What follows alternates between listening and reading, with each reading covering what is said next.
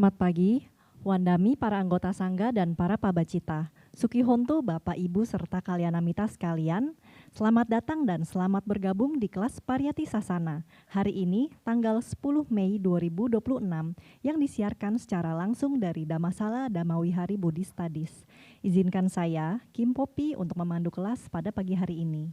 Senang sekali Kalyanamita, kita semua dapat berkumpul bersama untuk melakukan rangkaian kebajikan, di antaranya dengan pembacaan parita, dilanjutkan dengan permohonan Tisarana dan Pancasila, mendengarkan Dhammadesana, dan ditutup dengan dana parami dan pelimpahan jasa.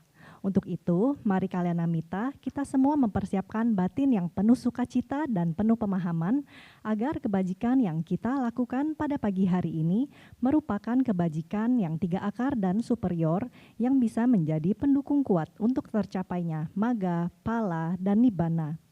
Pada pagi hari ini, Sayadaw Keminda akan membabarkan makna kata demi kata Brahma Jala Sutta beserta komentarnya bagian ke-15, spekulator masa lalu yang ketiga. Sambil menunggu Kalyanamita lainnya untuk ikut bergabung, izinkan kami membacakan beberapa pengumuman. Dengan penuh sukacita, DBS mengundang Kalyanamita semua untuk bergabung dalam perayaan Waisak 2570 Tahun Buddhis hari Minggu 31 Mei 2026 pukul 13 WIB hingga selesai, bertempat di Dhammasala lantai 3, lantai 2, dan lantai dasar DBS bertema Zaman Keemasan Kebajikan. Susunan acara terdiri dari permohonan sila, Dhammadesana, Sanggadana, dan peluncuran 4 buah buku karya Sayadaw Keminda, yaitu Oada Kata, kumpulan ceramah yang berisikan nasihat volume keempat, Buddha Wangsa, garis silsilah para Buddha, bab kedua, Abhidhamma Ta Wibawinitika, kitab subkomentar, Abhidhamma Ta Sanggaha, bab 1 dan bab 2. Untuk itu, mari Kalyanamita kita saksikan bersama tayangan video singkat berkaitan dengan perayaan Waisak 2570 Tahun Buddhis berikut ini.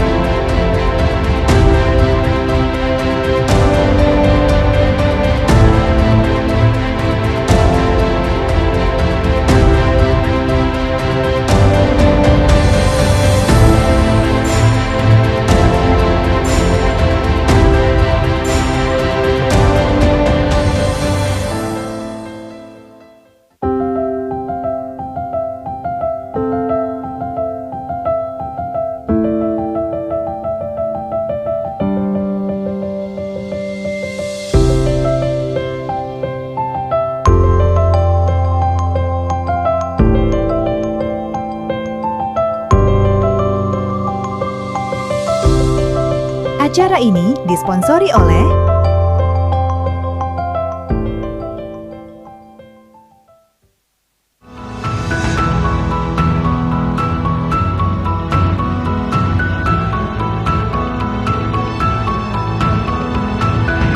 Kiat Ananda Group, Integrated Coaching Solution.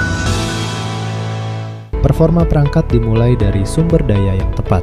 Life Future dan HX Premium menghadirkan baterai berkualitas untuk performa yang stabil dan daya tahan optimal, dilengkapi dengan sistem proteksi canggih, serta melalui proses quality control berlapis. Life Future dan HX Premium dipercaya oleh teknisi sebagai solusi baterai yang andal. Life Future dan HX Premium, solusi daya yang dapat diandalkan.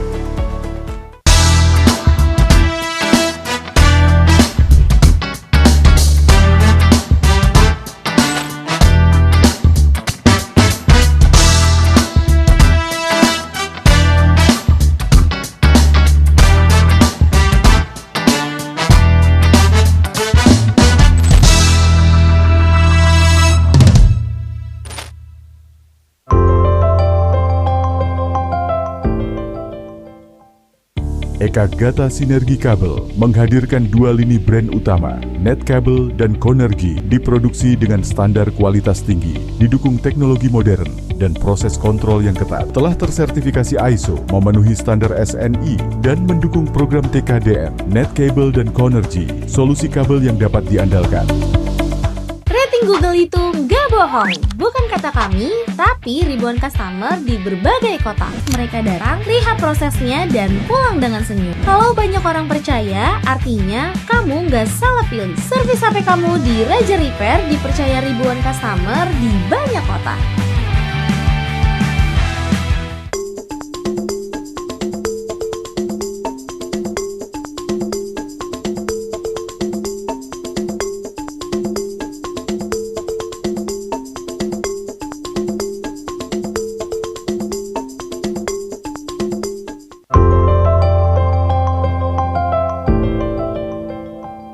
Infinity Logistics, solusi terpercaya untuk kebutuhan pengiriman Anda. Dari pengiriman paket kecil hingga skala besar, Infinity Logistics siap menjadi mitra logistik terbaik Anda. Infinity Logistics, trusted partner in international logistics.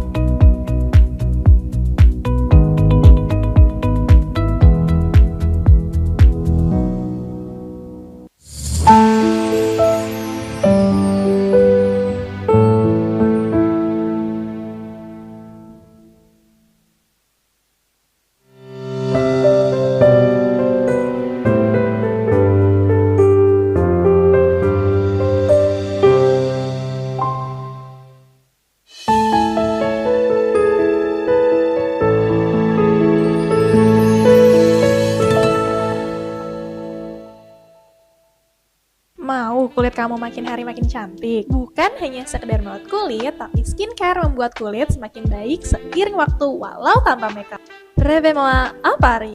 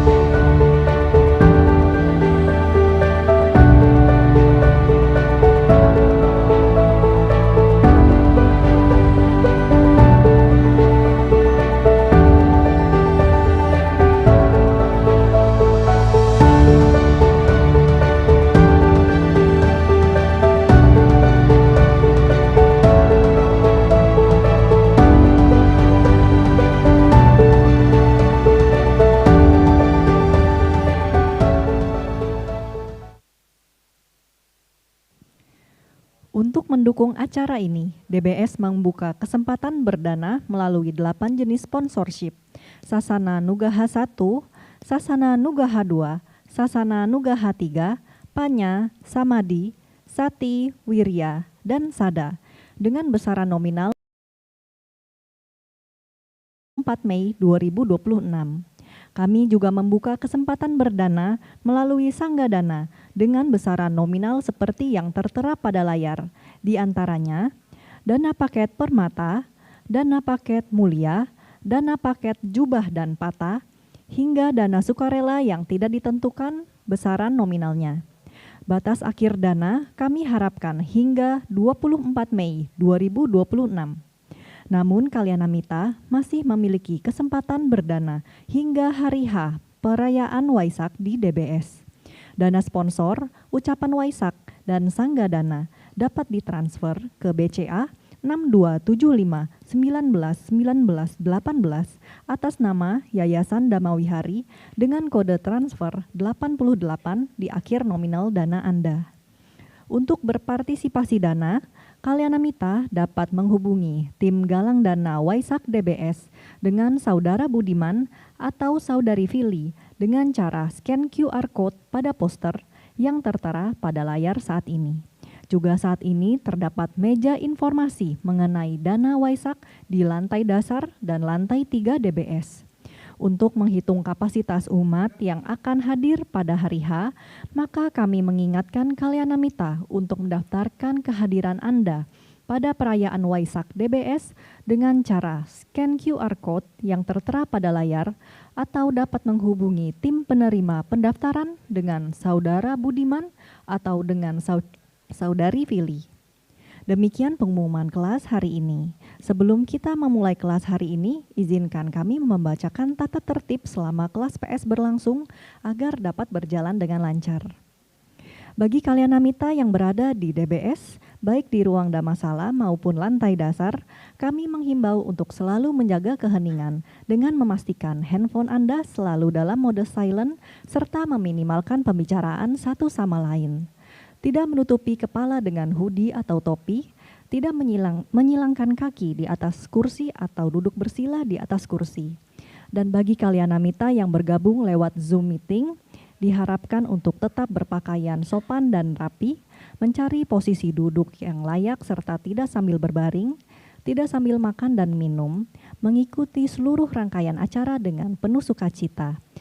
Dan apabila adanya peserta Zoom meeting yang tidak memenuhi tata tertib dan dirasa berpotensi mengganggu jalannya kelas, maka dengan hormat akan dikeluarkan dari Zoom meeting kelas PS online. Demikian tata tertib kelas hari ini. Selanjutnya, sambil menunggu kehadiran Seado Keminda, mari kita mempersiapkan batin kita dengan tenang agar dapat mendengarkan Dhamma Desana dengan penuh perhatian.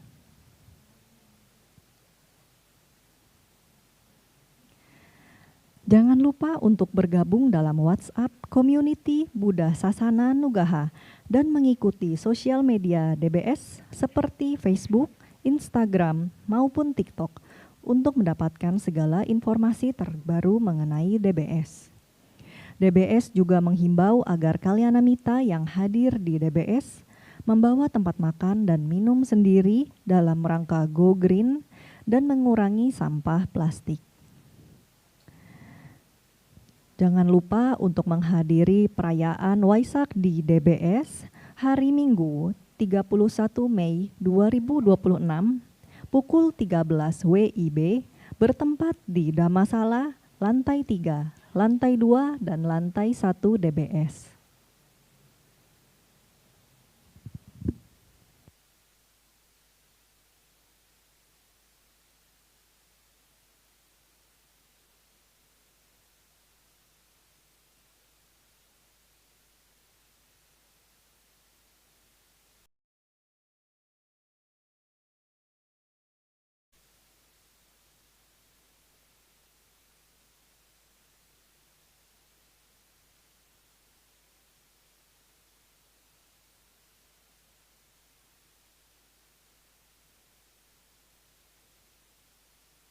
Kalyanamita, mari kita semua berdiri sambil beranjali untuk menyambut kehadiran Seado Keminda.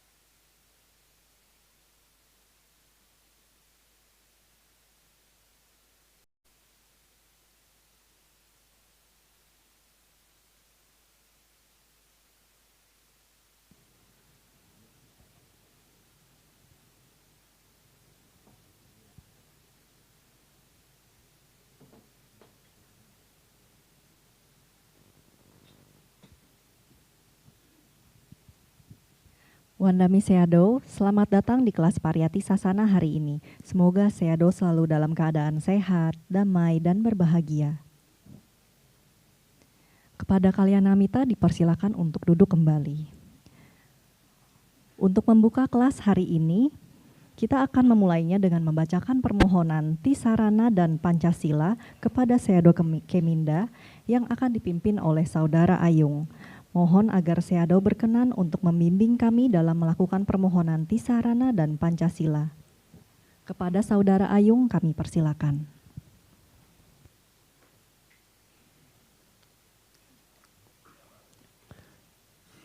Wandami Sayadaw. Selamat pagi Bapak Ibu Sukihontu. Dengan penuh suada dan penghormatan, mari kita memohon tuntunan Tisarana dan Pancasila kepada Sayadaw Keminda.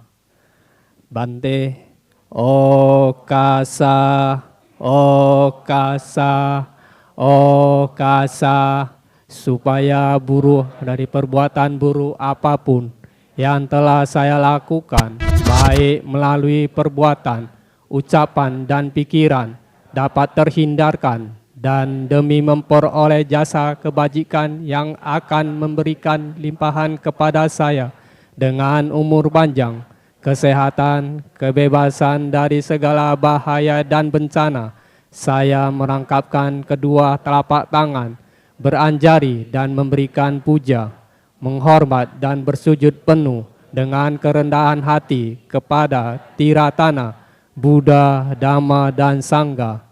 Untuk kedua kalinya, untuk ketiga kalinya, dan dengan perbuatan yang baik ini, melalui sujud yang luhur, semoga saya selalu terbebas dari 4 alam menyedihkan, 3 jenis malapetaka, 8 jenis keadaan yang tidak tepat, 5 jenis musuh, 4 jenis kemalangan, 5 jenis kehilangan, segala jenis penyakit, dan 62 pandangan salah, serta secepatnya mencapai jalan kebebasan, maga, buah, pala, dan dhamma mulia, yaitu nibbana.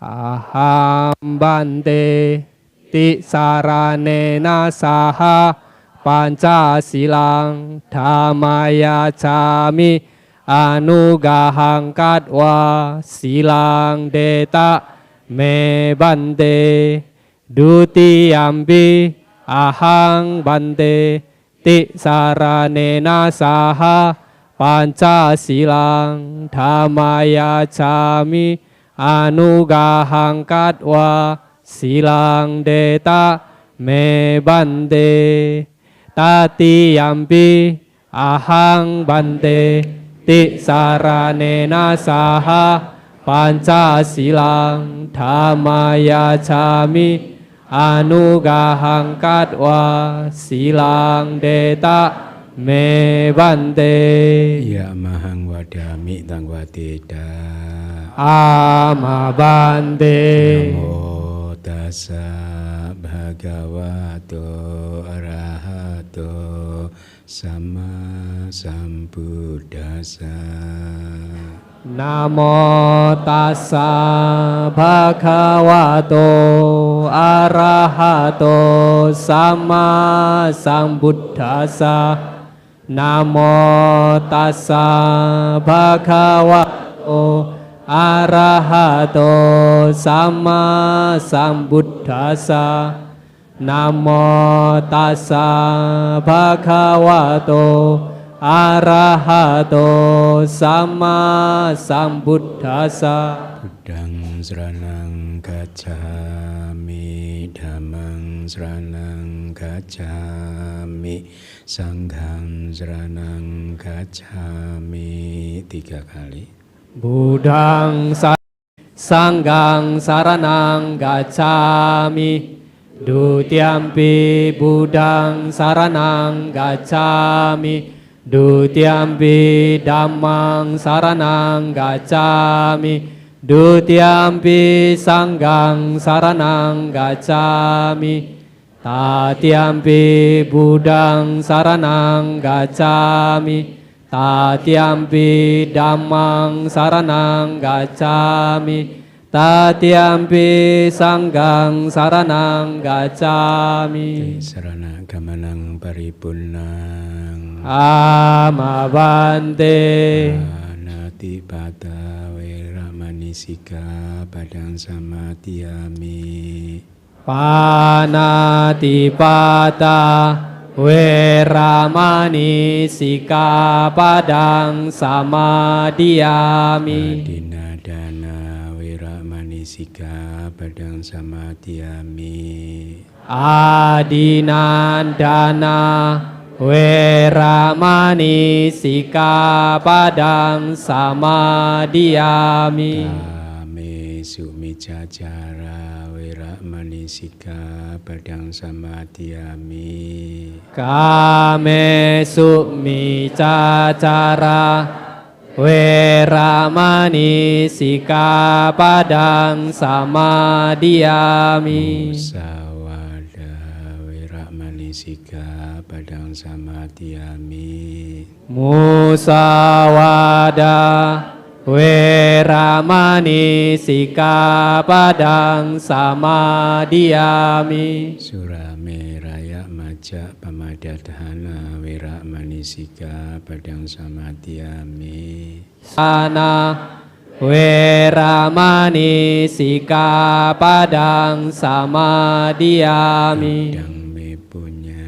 Idang me punya. Sawagaya. Asawakaya. Wahang hotu.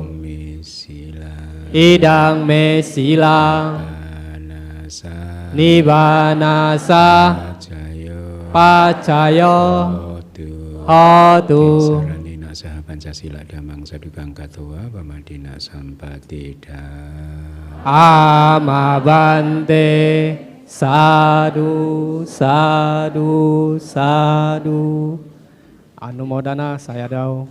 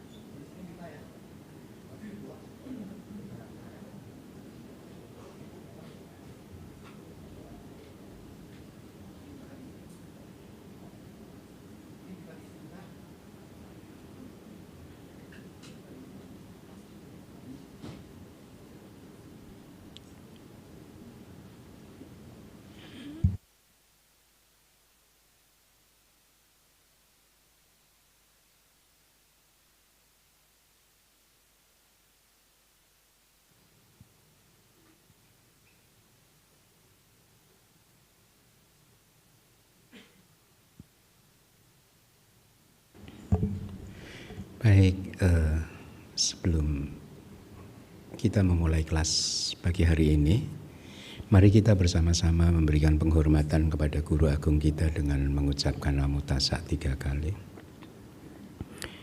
Namo Tassa Bhagavato Arahato Sama Sambuddhassa. Namo Tassa Bhagavato Arahato Sama Sambuddhassa.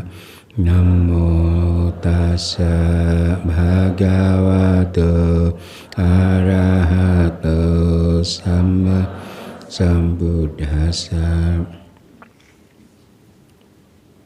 Baik, Suki Hontu para upasaka dan upasika sekalian, semoga Anda semua dalam keadaan yang baik, sehat, damai, dan bahagia. Hari ini hari Minggu tanggal 10 Mei 2026 kita bertemu kembali di kelas Pariyati Sasana, also known as kelas kajian kitab suci, ya, yang juga kita anggap ini sebagai hari ibadah kita, ya. Seperti yang sudah sering saya sampaikan, selama 1 jam ke depan Anda kurang lebih akan menanam benih karma baik sebanyak 2.160 triliun, ya. Tetapi yang ingin saya Anda harus terus ingat bahwa walaupun Anda hadir di sini, belum tentu karma baik Anda itu 3 akar dan superior. Padahal yang harus Anda tanam, usahakan supaya Anda menanam karma baik yang memiliki 3 akar dan juga superior. Apa itu 3 akar? Berarti Anda mendengarkannya dengan tanpa kemelekatan, ya, tanpa kemarahan, tanpa kebencian, dan juga dengan kebijaksanaan. Kemudian juga superior itu artinya sejak awal sampai akhir Anda benar-benar fokus memperhatikan apa yang saya sampaikan, ya. Tidak saling berbicara satu sama lain, atau tidak bahkan sibuk dengan HP-nya atau dan yang lain sebagainya begitu. Jadi fokus terus selama 1 jam ini, sehingga dengan demikian karma yang Anda tanam itu menjadi 3 akar dan superior. Itu adalah karma baik yang paling excellent, ya, yang terbaik, ya. Nah, jadi oleh karena itu biasanya Buddha menyampaikan kalau hendak menyampaikan sesuatu kepada para biku, Buddha berkata tang sunada sadukang manasi karota. Maaf. Itu artinya adalah tang sunada, dengarkanlah apa yang akan disampaikan beliau ini. Sadukang manasi karota, perhatikanlah dengan baik, ya, atau dengan baik-baik. Nah, saya akan meminjam kalimat dari Buddha tersebut. Maka selama 1 jam ke depan ini tang sunada sadukang manasi karota. Baik, para upasaka dan upasika sekalian, kita masih di Brahma Jala Sutta. Ya, ini sutta ini bagus, judulnya saja bagus, ya, Brahma Jala Sutta. Ini kayak jaring yang terbaik begitu, ya. Bahkan Bhikkhu Bodhi di dalam bukunya itu menulis title-nya ini ditulis The All Embracing Net of Views gitu. Jadi ini benar-benar sebagai jala atau jaring yang menjaring semua pandangan salah yang ada di alam semesta ini. Ya, kita sudah belajar berapa pandangan salah di kelas-kelas yang lalu, 3 ya. 3 pandangan salah. Kemudian kita sudah mempelajari 3 macam pandangan salah. Ya. Yang pertama adalah pandangan salah yang muncul pada para pertapa dan yang lain-lainnya yang bisa bermeditasi sebenarnya, bisa mencapai jhana, ya, dan kemudian mampu mengingat kelahiran kembalinya, ya, itu hingga ratusan ribu kelahiran yang lampau begitu. Jadi dia mampu itu mengingat itu semua begitu, ya.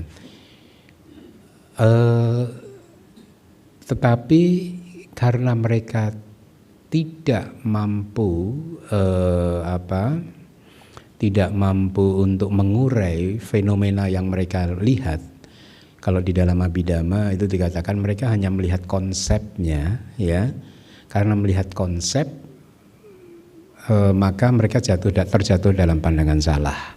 Ya, apa itu konsep? Konsep itu adalah sesuatu realitas yang terbentuk oleh berbagai komponen-komponen yang lain begitu. Ya, jadi ini hanya konsep gitu. Ini hanya sesuatu kayak kita ini. Ya. Kalau Anda dalam meditasi kemudian Anda melihat saya, maka Anda hanya melihat konsep. Tetapi kalau Anda berhasil bahwa di dalam diri saya ini yang hanyalah Anda melihat bahwa di dalam diri saya ini ternyata masih bisa dipecah ke dalam nama dan rupa, batin dan juga tubuh jasmani, maka Anda mulai melihat realitas yang sesungguhnya gitu. Nah, kesalahan para pertapa di masa lalu itu yang akhirnya jatuh dalam pandangan salah, walaupun yang pertama itu adalah para pertapa dan yang lain-lain yang mampu mengingat kehidupan lampaunya itu hingga ratusan ribu kelahiran loh. Jadi ini nggak main-main, nggak gampang untuk bisa mengingat ratusan ribu kelahiran itu, nggak gampang. Yogi-yogi sekarang itu bisa mengingat 5-10 kelahiran yang lampau udah bagus gitu ya. Karena memang ya zamannya berbeda ya, kita tantangannya dari kecil sudah banyak ininya distractionnya dan lain sebagainya begitu. Walaupun juga masih ada ya kawan itu yang bisa mengingat sampai hancurnya alam semesta yang terakhir ini gitu, yang lampau ya maksudnya, tapi yang terakhir gitu. Nah jadi pertapa ini mampu mengingat sampai ratusan ribu kelahiran ya, tetapi mereka jatuh dalam pandangan salah, menganggap bahwa diri mereka itu kekal dan dunia ini juga kekal gitu ya. Pandangan salah yang kedua muncul dari para pertapa dan yang lain-lain yang mampu mengingat kehidupan lampau bahkan hingga 10 kalpa, bayangkan ya, masih jatuh dalam pandangan salah ya. Kemudian yang ketiga mampu mengingat hingga bahkan 40 kalpa, itu masa yang lama sekali. Kalau Anda ingin tahu kalpa itu apa, Anda baca buku bab ke-5 mungkin kalau nggak salah, atau bab 1 itu juga ada mungkin, saya lupa gitu. Nah jadi itu 3 pandangan salah yang pertama. Pandangan salah yang keempat adalah yang akan disampaikan di dalam kelas pagi hari ini. Tolong ditampilkan slide-nya. Di dalam dasar yang keempat, karena apa dan berdasarkan apa para pertapa dan lain-lain yang terhormat yang merupakan pendukung-pendukung kekekalan, artinya pendukung-pendukung paham kekekalan, menyatakan bahwa baik diri maupun dunia itu abadi. Terus dijelaskan oleh Buddha, yang keempat ini adalah para pertapa tersebut itu adalah ahli logika. Mereka ini penyelidik gitu, peneliti gitu. Dia menyampaikan pandangannya yang dihasilkan melalui penalaran saja, tidak melalui meditasi. Ya, penalaran, mengikuti alur penyelidikannya sendiri dan dihasilkan oleh kecerdasannya sendiri sebagai berikut. Oh ternyata diri dan dunia ini abadi, tandus, tidak dapat diubah dan seterusnya begitu ya. Nah saya jelaskan dulu apa itu ahli logika. Bahasa Palinya takki, T-A-K-K-I panjang. Adalah orang yang sebenarnya memiliki penalaran ya, dia punya nalar begitu ya punya logika, makanya disebut ahli logika ya. Jadi ahli logika di sini itu dimaksudkan oleh Buddha dengan mengacu kepada pertapa dan juga brahmana tertentu yang berpandangan salah setelah menalar dan memikirkannya ya. Jadi dia hanya otak-atik berpikir gitu. Mungkin kalau saya tidak salah, filsuf itu juga seperti itu mungkin ya. Maafkan kalau saya salah gitu. Tapi saya rasa filsuf itu kan tidak bermeditasi kan, berbeda loh. Hasil penalaran dan hasil bermeditasi itu berbeda ya. Nah di sini dia hanya menalar saja, hanya menggunakan nalarnya saja gitu. Mereka berpandangan salah setelah memikirkannya, menalarnya ya. Sebenarnya mereka ini memiliki kemampuan untuk menyelidiki sesuatu, tetapi berdasarkan nalarnya saja, berdasarkan otaknya saja gitu. Ya, berdasarkan pikirannya saja. Kok kita bermeditasi tidak menggunakan pikiran malah justru berhenti. Kita akhirnya hanya menyadari saja, mengetahui saja apa yang menjadi objek dari pengamatan kita begitu. Ya. Nah, makanya dia juga disebut sebagai penyelidik atau peneliti, wimangsi gitu bahasa Palinya, ya. Penyelidikan di sini itu artinya dia mempertimbangkan, setelah berpikir ini dan itu dia pertimbangkan, akhirnya dia jatuh dalam kesukaan dan kesenangan. Oh, saya suka yang ini, saya senang yang ini. Jadi tidak objektif lagi sebenarnya, pikirannya jatuh dalam ketidakobjektifan gitu. Kemudian laran artinya pandangannya tersebut, ya, bahwa ada diri dan dunia yang kekal, itu dibentuk oleh argumentasi, ya, setelah menalar dengan berbagai macam argumen, ya. Makanya kalau dulu sebelum jadi biku saya pernah kan ikut kayak pendidikan gitu di India, ya. Sebenarnya ini pendidikan Buddhism sih, ya.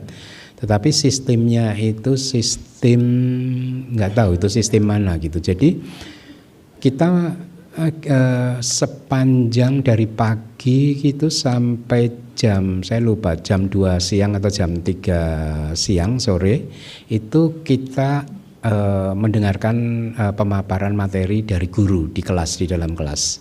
Kemudian mungkin jam 2 sampai jam 5, 3 jam itu kita duduk melingkar saling berdebat, berargumen, ya, untuk katanya untuk mempertajam pemahaman kita begitu, ya.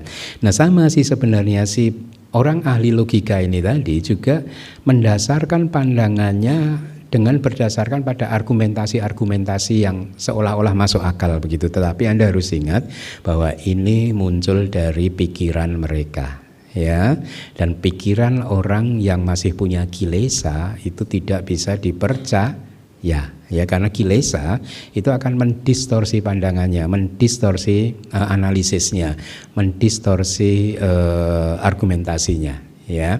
Nah, oleh karena itu kita jangan mempercayai pikiran kita, bermeditasilah, ya. Di sanalah Anda akan melihat kebenaran, fakta yang sesungguhnya dari kehidupan ini. Gitu. Kemudian yang dihasilkan oleh kecerdasannya sendiri, artinya ya memang ini lahir dari kecerdasannya sendiri, gitu ya.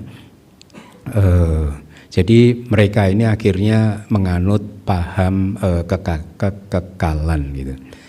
Penalaran ini dari kitab subkomentarnya. Penalaran itu sesungguhnya adalah pemikiran diskursif. Diskursif itu kayak pemikiran yang hanya berdasarkan pada nalar, ya, mengandalkan nalar gitu, ya. Atau bisa disimpulkan secara logis, itu pemikiran diskursif. Tetapi sebenarnya belum tentu itu benar, ya. Apa yang logis belum tentu benar gitu, ya. Dan Anda juga harus ingat bahwa apa yang dianggap mayoritas sebagai kebenaran belum tentu benar. Paham? Jadi kalau Anda jadi minoritas jangan sedih hati, ya. Minoritas belum tentu salah, kan gitu, ya. Saya beri contoh. Kalau Anda hidup di tahun 1600, 1700 dan pada waktu itu dilakukan survei, bumi ini bulat atau datar? Yang menang mana? Hah? Anda tahu jawabannya, ya. Yang menang pasti mayoritas responden akan mengatakan bumi ini datar, ya. Tapi ternyata salah, ya. Jadi mayoritas tidak mencerminkan kebenaran. Itu yang harus Anda pegang, ya. Nah, jadi pemikiran diskursif itu seperti itu, seolah-olah bisa disimpulkan secara logis, ya. Dan ini banyak yang orang yang menganutnya gitu, tetapi itu tidak mencerminkan kebenaran gitu, ya. Nah, kalau menurut Abhidhamma katanya pandangan salah orang-orang ini tadi itu adalah tindakan atau paham yang muncul dari kesadaran yang disertai atau berakar pada keserakahan oleh loba mula cita, keserakahan, kemelekatan, ya. Jadi ini ada kemelekatan terhadap pandangannya gitu. yang berfungsi sebagai tiruan dari kebijaksanaan, katanya panya patik rupaka gitu, tiruan dari kebijaksanaan. Jadi hati-hati loh, ada juga kan dalam kesadaran yang berakar pada kemelekatan, pada keserakahan. Kalau kita sedang memunculkan keserakahan di dalam hati kita ini kadang disertai oleh perasaan yang sukacita, perasaan senang, perasaan bahagia. Tetapi ternyata perasaan senang, perasaan bahagia itu belum tentu baik, bisa muncul dari keserakahan, belum tentu itu adalah hal yang bijak begitu ya. Kita lanjutkan. Jadi diri dan dunia ini tadi tandus, tidak abadi, tidak dapat diubah dan teguh seperti pilar. Makhluk-makhluk tersebut berpindah-pindah dari satu kehidupan ke kehidupan lain, berkelana, meninggal dan seterusnya ya. Sama seperti bumi, bulan, ini minggu lalu kita sudah sampaikan ya. Wahai para biku, ini adalah dasar keempat ya. Sehubungan dengan hal tersebut, kata kitab komentar, ahli logika itu ada 4 macam. Diklasifikasikan 4 macam di dalam kitab suci kita. Yang pertama, ahli logika yang mengandalkan kabar dari orang lain, ya, mengandalkan berita dari orang lain, mengandalkan pernyataan dari orang lain gitu. Kemudian yang kedua adalah ahli logika yang mampu sebenarnya mengingat kelahiran sebelumnya, jati sarataki bahasa Palinya. Yang ketiga ahli logika yang berpikiran logis berdasarkan keberuntungan, dan yang keempat adalah ahli logika yang mengikuti penalaran rasional. Kitab subkomentarnya menjelaskan begini. Di sini para komentator di zaman dahulu menunjukkan cara orang yang rasionalis ya dalam hal mencari bukti untuk pandangan atau paham kekekalannya gitu. Ia beralasan begini. Jika segala sesuatu itu bersifat sementara, kan? Kalau kitab komentar itu eksis bahkan sejak zaman Buddha masih hidup. Kalau subkomentar itu memang kitab belakangan. Jadi karena ini kitab belakangan, mungkin di masa lalu itu ada orang-orang yang menganut paham kekekalan mulai men-challenge Buddhism. Kan Buddhism mengatakan kan sesungguhnya makhluk itu eksis hanya in the ultimate sense hanya 1/1 triliun jentikan jari ya. Jadi Anda semua itu hidup hanya setiap 1/1 triliun jentikan jari meninggal. Kemudian lahir yang baru, meninggal lagi. Lahir yang baru, meninggal lagi. Jadi makhluk yang melakukan karma 1/1 triliun detik yang lalu sudah mati katanya gitu kan. Dia challenge, dia bantah itu ajarannya Buddha. Kalau memang sudah mati berarti dia nggak bisa memetik perbuatannya dong. Paham maksudnya? Dia tidak bisa memetik buah karmanya dong, ya, karena kan sudah mati, si pelakunya sudah mati gitu. Ya katakanlah. Mungkin biar lebih gampang lagi. Kita ini masa hidupnya katakanlah nggak 1/1 triliun detik atau jentikan jari. Usia kita hanya 1 hari gitu ya. Jadi setiap ganti hari kita ini manusia yang baru, ya, paham ya? Artinya kemudian si penyanggah ajaran Buddha ini dia menyangkal kalau begitu berarti orang yang kemarin melakukan karma kan sudah mati gitu, sudah mati, berarti orang yang melakukan karma kemarin itu sudah nggak bisa memetik buah karmanya gitu, paham ya? Ya, tapi buah karma ini ternyata masih eksis, ternyata dialami oleh yang lain gitu. Inilah paham-paham salah itu. Misalkan dulu ada orang tua mamah gitu ya, dan anak-anaknya itu datang itu sedih gitu karena anak sulungnya itu selalu di dalam rumah itu selalu mencoba untuk menyalahkan mamahnya gitu. Jadi si anak sulung ini merasa hidupnya sengsara gara-gara orang tuanya. Kalau kalian nggak nikah kan saya nggak ada, katanya gitu. Nah ini dipakai oleh si ahli logika tadi, kira-kira begitu argumennya gitu. Kalau si orang tuanya nggak menikah kan si anak nggak lahir, jadi si anak nggak mengalami penderitaan. Berarti gara-gara karma orang lain akhirnya yang harus memetik orang yang berbeda begitu. Nah, ini sanggahan waktu zaman dulu pun sudah muncul seperti itu. Makanya tadi dikatakan di kitab subkomentar, jika segala sesuatu itu bersifat sementara, maka akan terjadi bahwa satu individu itu melakukan karma, tapi yang memetik hasilnya adalah individu yang berbeda, ya. Tetapi makanya dia kemudian mengunggulkan ajarannya, jika segala sesuatu itu bersifat nicca, kekal, permanen, abadi. Kalau makhluk ini bersifat abadi, maka orang yang melakukan karma akan juga memetik hasilnya. Paham logikanya ya? Ya. Kalau Anda masih agak sulit memahaminya, kembali lagi saya dorong Anda untuk belajar Abhidhamma. Ya, atau langsung bermeditasi biar paham, lebih mudah untuk memahaminya begitu, ya. Nah, jadi kelihatannya rasional kan? Kalau Anda nggak paham ajaran Buddha secara lengkap, Anda mungkin akan setuju dengan pendapat mereka ini. Oh ya benar, berarti diri ini kekal permanen, makanya dia benar. Di si A yang melakukan karma, ya si A itu lagi yang memetiknya, begitu. Ya. Nah, jadi itu tadi, makanya si ahli logika itu juga punya argumen-argumen gitu. Ya. Nah, saya lanjutkan dulu lagi. Di antara 4 ahli logika tadi, yang pertama, seseorang salah memahami pandangannya setelah mendengar begini, Sang Buddha dahulu adalah seorang raja yang bernama Wesantara dan seterusnya. Lalu dia berpikir logis, oh berarti ada diri yang kekal. Oh berarti dulu Buddha jadi Raja Wesantara. Oh berarti Sang Buddha Gotama ini dulu adalah Pertapa Sumedha. Ini diri yang kekal, ini ada diri yang kekal, ya. Nah makanya kemudian dia menolak anicca, menolak ketidakkekalan, ya. Oleh karenanya, jika begawan di kehidupan lampaunya itu benar-benar Wesantara, maka kata dia berarti diri itu abadi dong. Ya, diri itu kayak jiwa.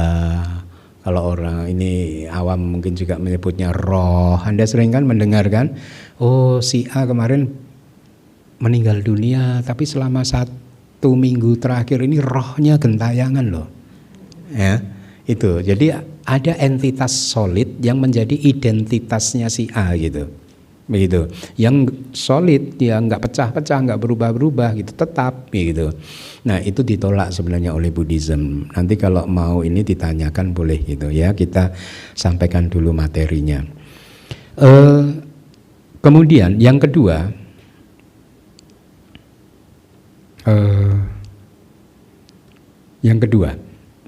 apa tadi?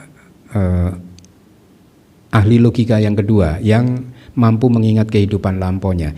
Jadi ini ahli logika tapi dia bermeditasi dan mampu mengingat kehidupan lampau. Dikatakan bahwa dia mampu mengingat 2 kelahiran lampaunya atau 3 kelahiran lampaunya, lalu berpikir logis. Saya benar-benar pernah berada dalam kehidupan seperti ini dan seperti itu, makanya diri itu abadi. Memang bahaya sih ketika Anda bermeditasi dan Anda mampu mengingat kehidupan lampau Anda, ya. Kalau Anda tidak dibimbing guru yang terampil, Anda akan terjebak dalam pandangan salah yang seperti itu, ya, seperti orang ini tadi gitu. Dia mampu mengingat 2 atau 3 kelahiran lampaunya, lalu berpikir, oh yang dulu itu saya, yang dulu itu juga saya, begitu, ya. Nah, padahal kan semuanya ini hanyalah fenomena yang fleeting. Fenomena mental dan material yang fleeting, yang muncul kemudian hilang, muncul yang baru hilang lagi, muncul yang baru hilang lagi. Seperti yang saya umpamakan, seperti Anda menanam benih mangga kemudian tumbuh terus itu loh, berproses begitu itu loh, ya. Nah, karena kalau Anda bermeditasi dan Anda sampai pada kemampuan untuk mengingat kehidupan lampau, Anda memang seolah-olah akan ingat lagi gitu. Mudahnya begini, dalam alam meditatif Anda melihat sosok begitu ya. Kemudian ketika Anda melihat sosok, tiba-tiba Anda merasa, oh itu saya gitu. Ya, dan setelah Anda yakin itu saya, lalu memori-memori kehidupan lampau Anda mulai bermunculan begitu. Sehingga Anda confirm bahwa itu adalah Anda, kira-kira begitu gitu. Bahkan ketika katakanlah nanti tahun 4000 Anda bermeditasi, Ya, kemudian Anda mampu mengingat kehidupan lampau Anda di tahun 2026, ya. Anda tiba-tiba teringat mendapatkan pemandangan seperti ini, ya. Seperti orang banyak duduk begitu, ya. Kemudian Anda menoleh ini karena di mana itu yang Anda tiba-tiba Anda tertarik dengan satu orang yang di ujung sana katakan atau di ujung sana begitu, ya. Kemudian Anda fokuskan yang di sana dan Anda merasa Anda yakin itu Anda gitu. Dari antara sekian banyak orang Anda yakin Anda yang itu gitu katakanlah begitu, ya. Dan kemudian memori-memori yang lain mulai bermunculan begitu sehingga Anda yakin bahwa itu adalah Anda gitu. Nah, kalau Anda tidak dibimbing oleh guru yang terampil, Anda akan terjebak pada paham ada roh jiwa, ya, entitas yang solid tidak berubah yang disebut Anda. Oh, saya dulu jadi itu begitu. Ya, itulah mengapa kalau Anda bermeditasi di bawah bimbingan guru, Anda akan dibimbing secara bertahap bahwa sesungguhnya setiap momen itu adalah fenomena yang baru, ya. Nah, kira-kira begitu. Saya lanjutkan dulu. Yang ketiga, selanjutnya karena memperoleh banyak bentuk itu objek mata, suara, objek telinga, dan lain-lain yang menyenangkan, lalu seseorang salah memahami pandangannya setelah berpikir logis. Sebagaimana diri saya, dia berpikirnya begini, sebagaimana diri saya bahagia sekarang, ternyata di kehidupan lampau pun saya bahagia. Di kehidupan yang akan datang saya juga pasti akan bahagia.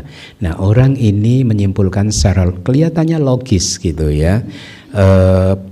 Tapi dia menyimpulkannya berdasarkan pengalaman yang menyenangkannya saja, atau dalam kitab disebut berdasarkan keberuntungannya saja gitu. Lalu dia merasa bahwa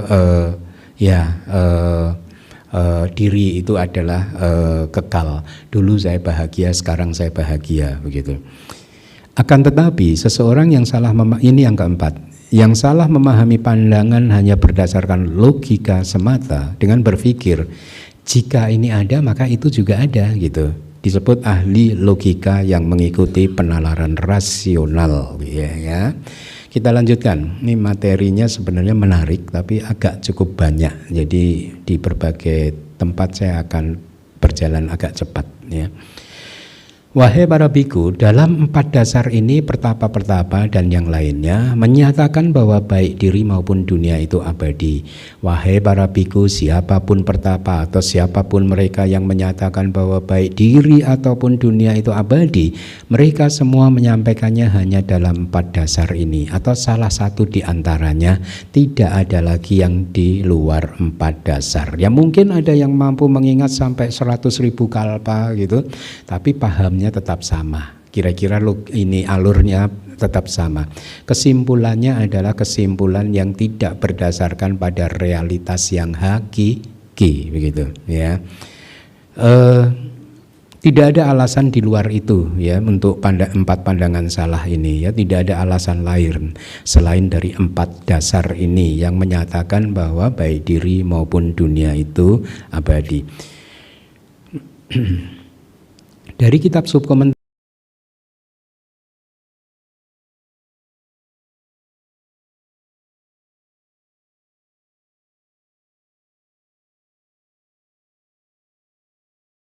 jika itu adalah alasan untuk mendukung pandangan tersebut, mengapa hanya ingatan atau pandangan salah bisa muncul berdasarkan sanya wipalasa. Sanya wipalasa itu persepsi seseorang yang terdistorsi. Apa itu persepsi yang terdistorsi? Persepsi yang kebalik-balik, menganggap sesuatu sebagai kebalikannya begitu, terbalik. Jadi sebenarnya segala sesuatu, fenomena itu anicca, dukkha dan anatta, dia terbalik menganggapnya sebagai nicca, sukha dan atta, gitu, atta, ya. Nah, jadi di kitab komentar ada pertanyaan seperti itu, ya. Kenapa hanya itu saja? Kan bisa muncul dari persepsi yang terdistorsi tadi, ya. Karena persepsi yang terbalik atau terdistorsi, maka refleksi, perenungan yang tidak bijaksana, pergaulan dengan orang-orang yang jahat, artinya orang-orang yang berpahaman sesat, ya. Ingat ya, Kata sesat di sini adalah paham yang membuat siapapun yang mengikutinya tersesat di dalam siklus kelahiran dan kematian, ya. Kayak minggu lalu apa yang permainan apa itu labirin, ya, tersesat, jadi nggak bisa keluar dari samsara begitu. Jadi kalau Anda bergaul dengan orang sesat seperti itu, Anda juga akan tersesat atau mendengarkan doktrin palsu, artinya doktrin yang tidak benar gitu ya. Juga bisa merupakan dasar bagi munculnya pandangan salah, ya. Dengan argumen-argumen ini, kayaknya ini argumen muncul dari mereka yang berada di luar Buddhism, ya, karena ini muncul dari kitab belakangan, kitab sub komentar atau tika. Dalam argumen-argumen tersebut, maka terlalu berlebihan kalau Sang Buddha mengatakan bahwa di luar ini tidak ada yang lain. Jadi bahkan Sang Buddha pun disanggah di masa lalu, ya. Ketika seseorang patuh atau melekat pada ajarannya sendiri, pahamnya sendiri tentang kekekalan, sebenarnya sang teoretikus itu tadi itu berpegang pada agregat sebagai diri. Jadi artinya agregat itu 5 agregat. Kayak kita sekarang ini kan makhluk 5 agregat kan, Anda sudah tahu kan, pancakanda kan, ya, 5 agregat. Kita ini sesungguhnya hanya terdiri dari 5 hal ini, gabungan dari 5 hal ini, yaitu rupa kanda, agregat tubuh jasmani materi Anda itu, ya. Kita semua manusia ini adalah makhluk 5 agregat. Yang pertama tadi rupa kanda, agregat tubuh jasmani Anda. Vedana kanda, agregat perasaan-perasaan Anda. Sanya kanda, persepsi-persepsi Anda, ya, agregat persepsi. Kemudian sangkara kanda, agregat formasi-formasi mental, ya, yang ketika Anda melakukan karma itu biasanya formasi mentalnya ini dominan begitu. Kemudian winyana kanda, agregat kesadaran. Kenapa disebut agregat?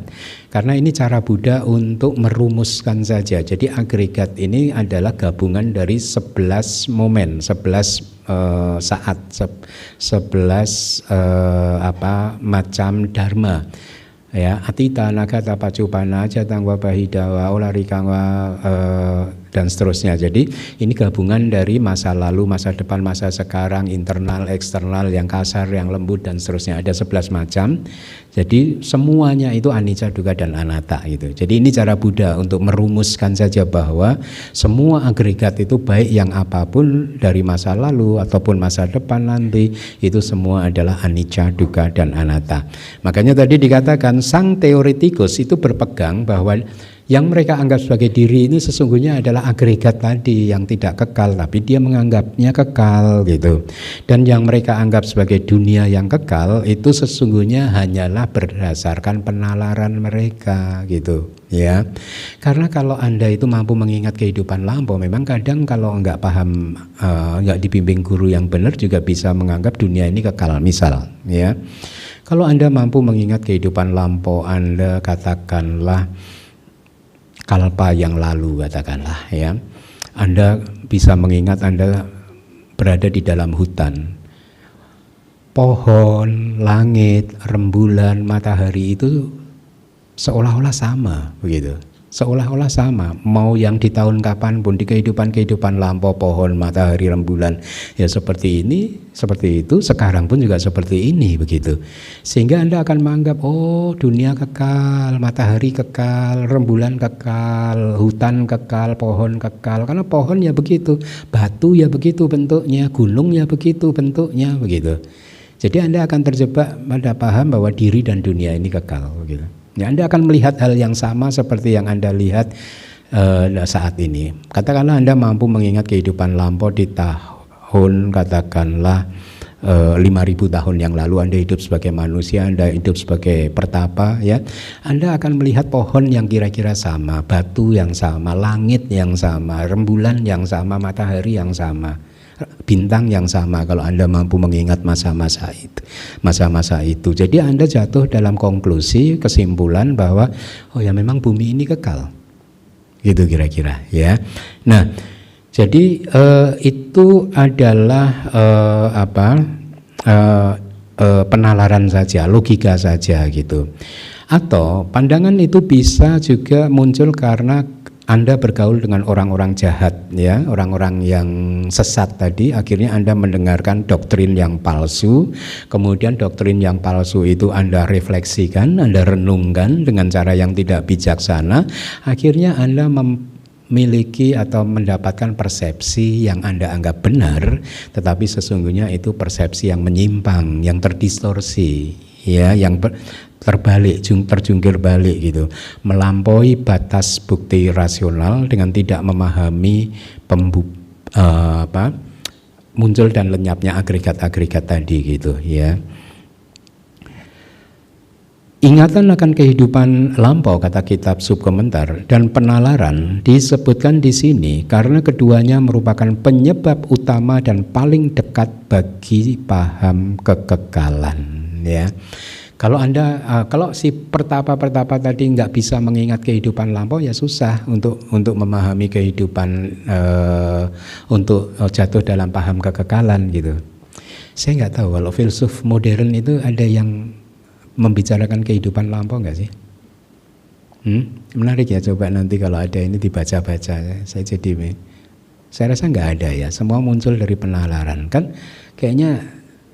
Di luar Buddhisme atau di luar tradisi spiritual Hindu itu kayaknya pada tidak mempercayai tumimbal lahir kan ya, rebirth ya, reinkarnasi ini kan hanya ajaran-ajaran spiritual India kalau saya nggak salah ya. Nah di luar India kayaknya nggak ada yang memahami itu gitu. Ya kenapa? Karena nggak mampu mengingat kehidupan lampau gitu. Kalau di India dari dulu itu banyak yang mampu mengingat kehidupan lampau gitu, ya. Nah, saya lanjutkan. Seharusnya nanti di bagian akhir ada yang menarik sih, makanya mungkin harus saya agak percepat gitu, ya. Nah, jadi itu tadi. Kemampuan untuk mengingat kehidupan lampau dan penalaran logika itu menjadi sebab terdekat bagi munculnya paham kekekalan tadi, ya. Dan karena ketika keduanya disebutkan, maka kondisi lain, syarat-syarat lain, ya persyaratan-persyaratan lain secara implisit harusnya termasuk di dalamnya juga, ya. Jadi karena mereka mampu mengingat kehidupan lampau, lalu mereka bergaul dengan orang yang sesat tadi, akhirnya pahamnya jadi sesat, persepsinya jadi salah, ya, pahamnya jadi keliru. Seandainya mereka itu dulu bertemu dengan katakanlah Yang Mulia Sariputta, pasti akan dibimbing untuk mengetahui fenomena yang sejatinya, yang sebenarnya begitu, ya. Tapi kan mereka nggak ketemu dengan Buddha atau para murid Buddha. Nah kemudian terkait dengan pembentukan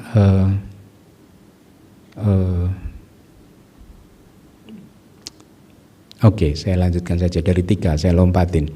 Selain itu katanya, ini dari kitab subkomentar, ada 2 jenis sifat bawaan atau sebawa. Bagi yang sudah belajar Abhidhamma pasti sering mendengar kata sebawa lekana, ya, sebawa lekana, ya, sifat bawaan dari masing-masing fenomena, ya. Jadi masing-masing fenomena berdasarkan paramata dhammanya, berdasarkan realitas yang tertingginya itu mempunyai sebhawa lakana, karakteristik individual, ya, atau saya terjemahkan jadi karakteristik bawaannya atau sifat bawaannya, karena katanya mirip kan, sebhawa, sifat bawaan begitu, ya, sifat bawaannya masing-masing begitu. Misalkan apa sih sifat bawaan? Kalau Anda sedang berwipasana dan Anda menganalisa loba mula cita, khususnya cetasika loba, keserakahan, Anda akan mendapatkan karakteristiknya bahwa si loba ini sangat kayak menggenggam objek begitu, kayak nggak mau ngelepasin objeknya begitu, kayak nempelin terus ke objek begitu, ya. Atau kalau Anda sedang menganalisa dosa, kebencian, kemarahan, Anda akan merasakan karakteristik ganas, kasar, kejamnya itu akan terasa begitu, ya. Atau ketika Anda menganalisa apa ya, delusi misalkan, Anda akan tahu moha, delusi itu kayak keadaan yang nggak tahu fenomena yang sebenarnya itu seperti apa. Makanya sering diibaratkan seperti fenomena moha itu seperti buta begitu, buta dungu begitu ya, nggak paham bahwa ini sesungguhnya adalah fenomena yang merugikan kita, merugikan ini, tapi tetap dilakukan karena dungu ya. Ketika Anda melakukan karma buruk itu Anda dikuasai oleh moha. Sebenarnya ada banyak faktor, tapi mohanya dominan.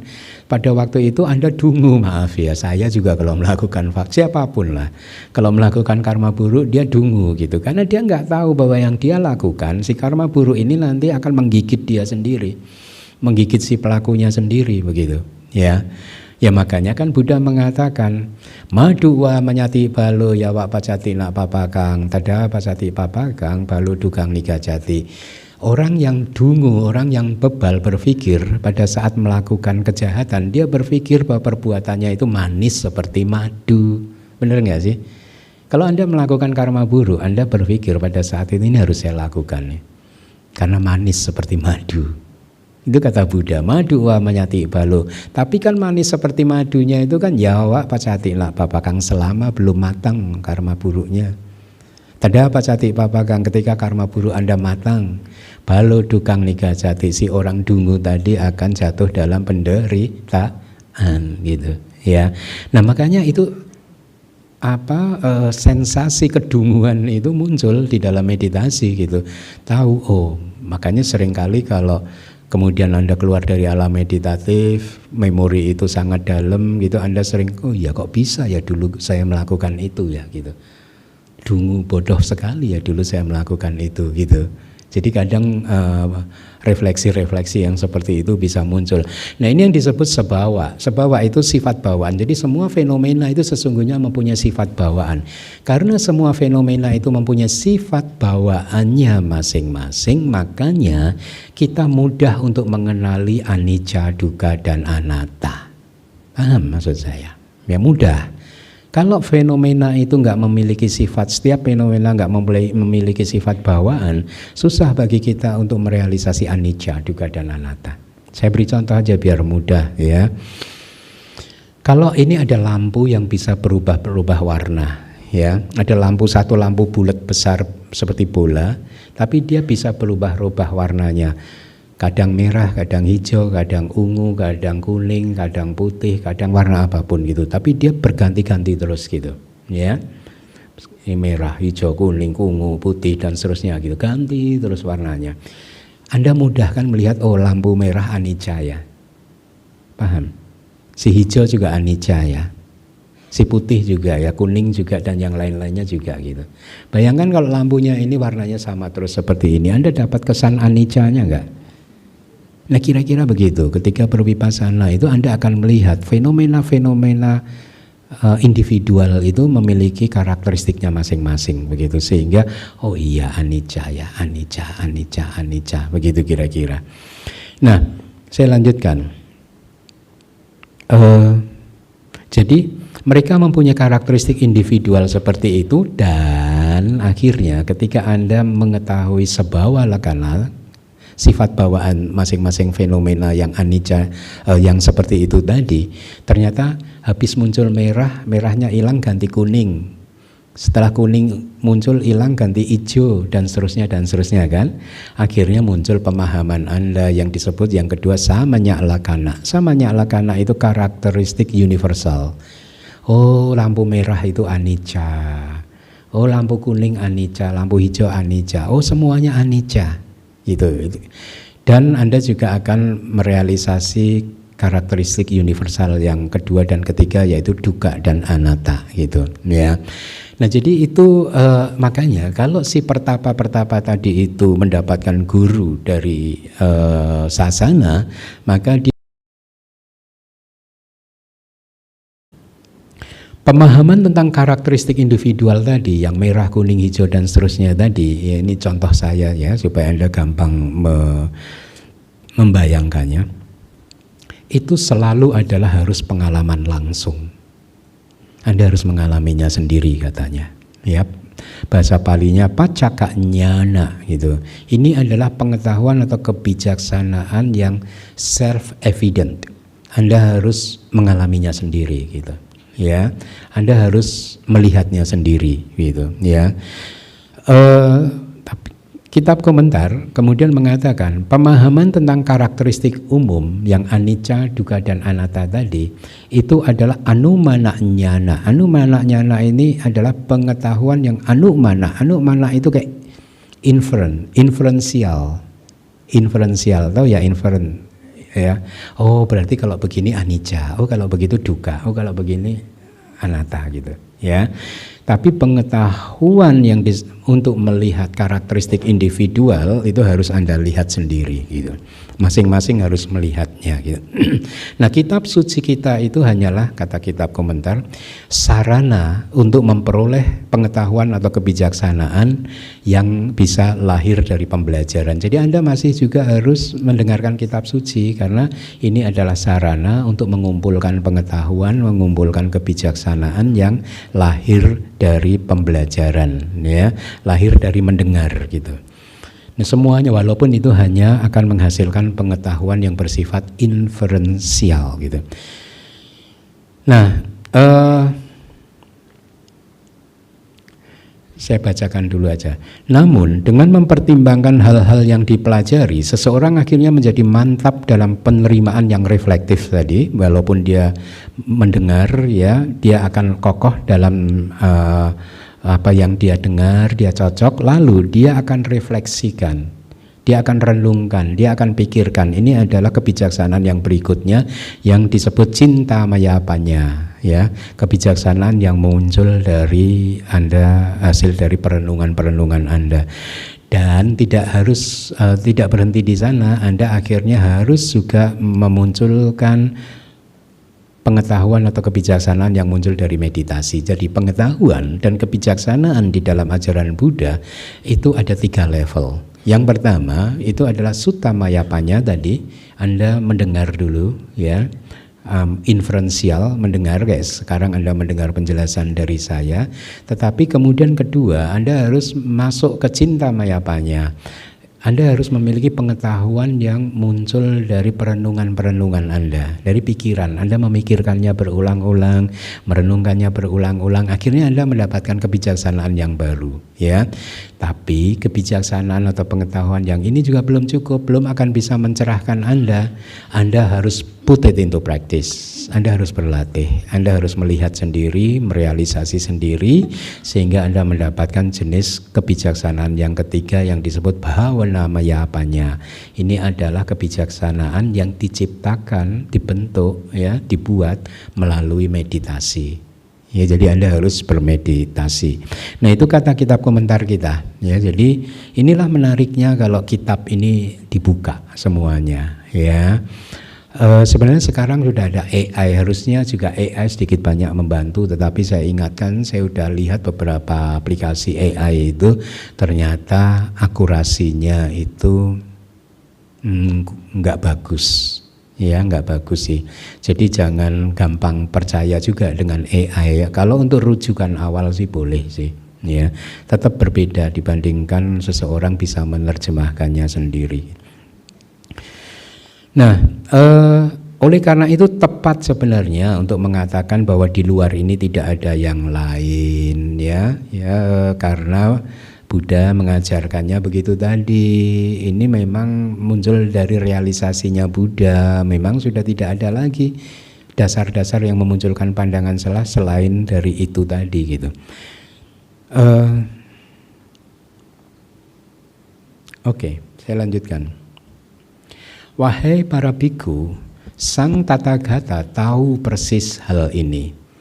Sudut-sudut pandang untuk pandangan-pandangan salah ini yang dipahami secara keliru dan diartikan secara keliru seperti itu memiliki tujuan kelahiran tertentu dan mengarah ke keadaan-keadaan masa depan tertentu. Artinya Buddha ini tahu nih, kalau orang yang memiliki paham seperti itu nanti dia tujuannya kemana gitu, mengarahnya kemana begitu ya, hasilnya nanti seperti apa gitu. Makanya beliau menyebutnya ini adalah di sutta yang lain ini disebut sebagai ajaran yang sesat, Apa itu ajaran yang sesat? Definisinya, ajaran sesat itu adalah ajaran yang menganut satu atau lebih dari 62 pandangan salah.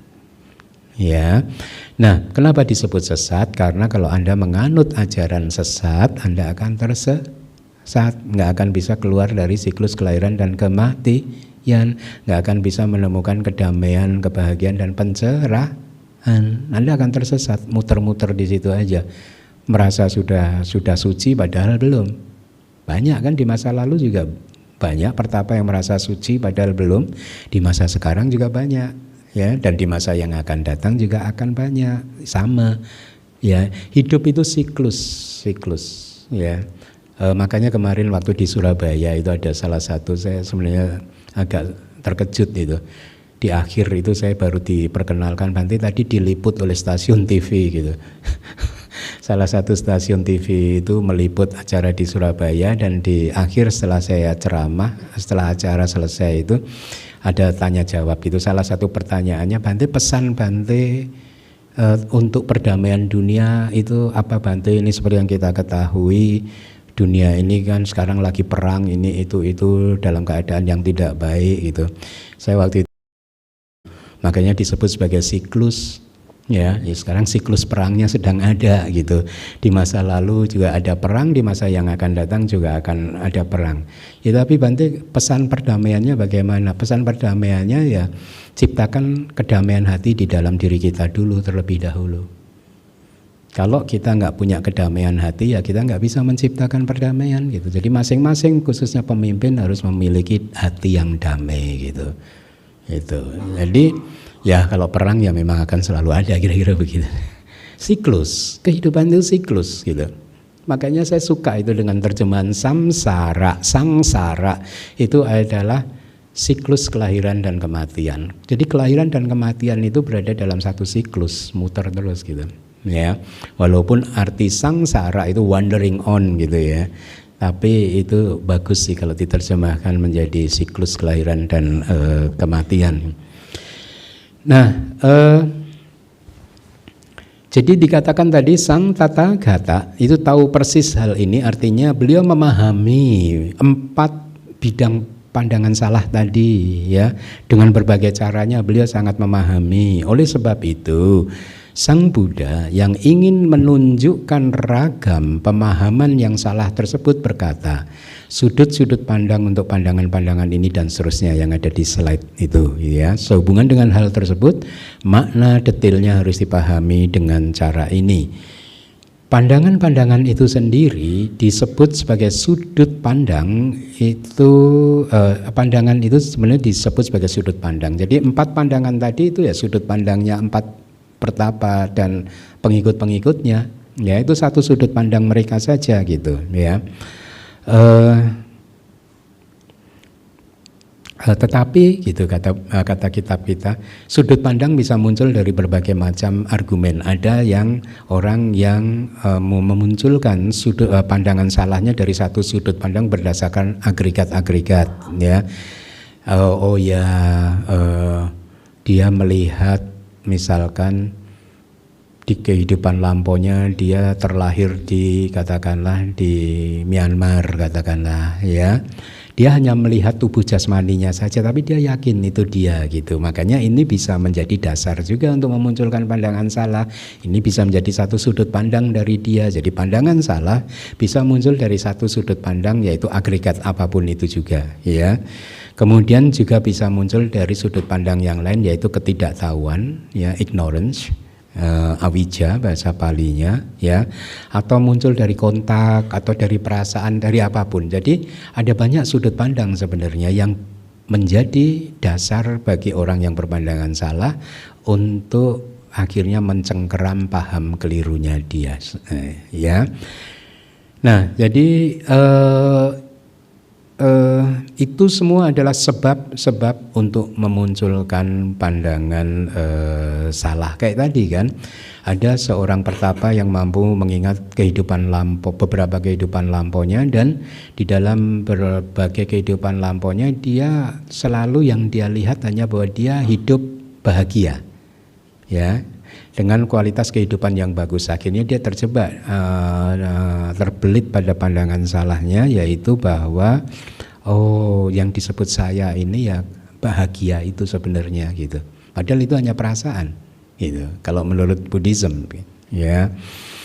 Nah, jadi ada banyak sudut pandang akhirnya gitu. Tetapi sudut pandang itu diartikan secara keliru ya, dengan cara mengambilnya berulang kali ya, karena tidak melihat kesalahannya. Nah, ini menarik sih. Tadi pagi dalam satu percakapan juga kira-kira ada poin yang mirip-mirip seperti ini.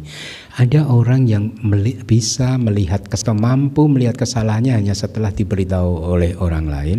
Tapi ada juga orang yang walaupun diberitahu nggak mampu menerima kesalahannya tadi.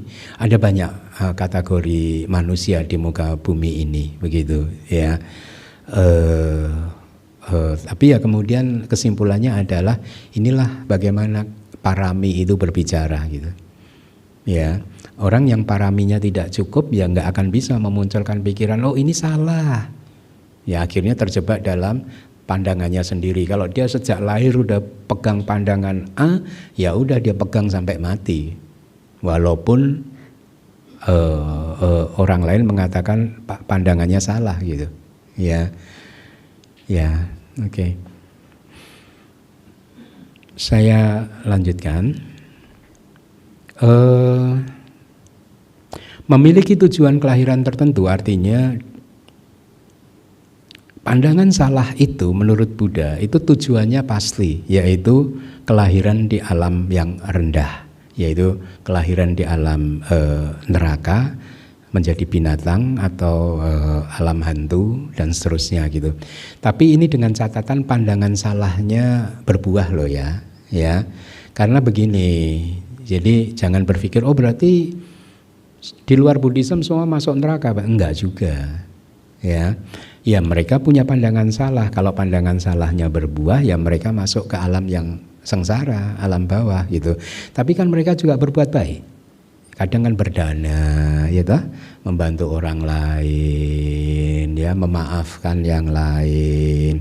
Kadang mereka juga menyebarkan metta, karuna kan. Jadi mereka juga melakukan karma baik. Jadi ya kalau itu berbuah, ya mereka lahir di surga, bisa gitu, ya. Nah, yang pasti adalah pandangan salah nggak akan pernah melahirkan kelahiran di surga. Jadi kalau pandangan salahnya itu menjadi karma yang matang dan berbuah, maka hanya akan memunculkan kelahiran di alam yang bawah. Ya, itu yang harus Anda pahami. Ya. Saya bacakan kitab komentarnya, ini harusnya bagus nih. Sudut pandang itu disebut sebagai yang disebut sebagai pandangan ini itu diasumsikan secara keliru dan disalahpahami ya, dalam bentuk pemahaman ada eksistensi atau entitas yang abadi ya, atau eksistensi keberadaan yang abadi pada diri yang sebenarnya itu enggak ada yang kayak gitu. Bahkan kitab subkomentar menjelaskan itu hanyalah ocehan orang bodoh katanya gitu. Yang hanya berlanjut selama orang bijak tidak menginterogasinya. Artinya paham bodohnya dia itu akan terus dia genggam kalau dia tidak bertemu dengan orang, selama dia tidak bertemu dengan orang bijaksana yang menginterogasi, itu artinya kayak yang menyelidiki pahamnya begitu ya. Tetapi ketika diinterogasi oleh orang bijak karena tidak memiliki dasar yang kuat dan tidak mampu berada di bawah argumen dari orang bijak tadi, maka ocehan orang bodoh itu akan bisa hancur, binasa dan lenyap. Artinya pandangan salahnya bisa berubah, pahamnya bisa berubah gitu ya. Seperti tetesan embun atau cahaya kunang-kunang saat matahari terbit ya. Anda tahu tetesan embun itu begitu matahari terbit ya hilang tetesan embunnya ya. Kunang-kunang juga begitu kan, begitu matahari terbit ya hilang gitu ya. By the way, saya ini kan sering hidup di tempat-tempat yang banyak pohon. Udah lama nggak melihat kunang-kunang loh. Kayaknya dulu waktu kecil sering ya kita ngelihat kunang-kunang ya.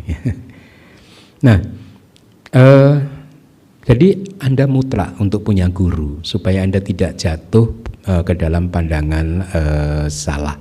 Karena kalau Anda tidak mempunyai guru, Anda pun walaupun Buddhis, walaupun mampu mengingat kehidupan lampau, akan bisa jatuh dalam pandangan salah. Karena memang begitu, yang Anda lihat itu hanyalah wujud begitu. Walaupun Anda ini adalah mengingat kehidupan lampau, Anda melihat satu sosok, dan Anda nggak mampu memecah sosok tersebut ke dalam nama dan rupa, ya, sehingga Anda merasakan, oh itu saya yang dulu, ini saya yang sekarang gitu, ya. Jadi Anda akan jatuh dalam pandangan salah karena hal-hal yang tersebut gitu. Makanya biasanya kalau kita berwipasana itu kita merenung ketika kita sudah mencapai konsentrasi yang tetap, yang kuat gitu, yang sudah stabil konsentrasinya. Kemudian kita pakai konsentrasi yang stabil itu untuk menangkap objek, lalu kita renungkan, benar nggak sih? Misalkan ada nggak sih saya yang merasakan dari semua fenomena ini gitu, ya? Atau ada nggak sih saya yang melakukan semuanya ini gitu, ya? Ada nggak sih saya yang tinggal di dalam tubuh jasmani ini? Itu akan direnung-renungkan begitu, dilihat terus sampai kemudian Anda merealisasi, oh ya nggak ada kok yang merasakan, yang melakukan sesuatu, yang tinggal di dalam tubuh dan pikiran ini, nggak ada. Pemiliknya juga nggak ada, yang tinggal di dalamnya juga nggak ada. Oh ini hanyalah fenomena yang fleeting, muncul kemudian hilang dan seterusnya gitu, ya. Akhirnya Anda tidak terjebak dalam paham kekekalan gitu. Nah, waktunya tinggal 3 menit lagi. Saya mau sharing gitu. Jadi kebanyakan kawan-kawan sekolah saya itu non-Buddhis gitu ya. Sampai satu hari saya bertemu dengan salah satu tokoh gitu. Ini tokoh spiritual tapi di luar Buddhism, ya. Jadi dia mengatakan, si A itu loh, dulu itu nakal loh. Kok sekarang bisa jadi baik begitu gitu.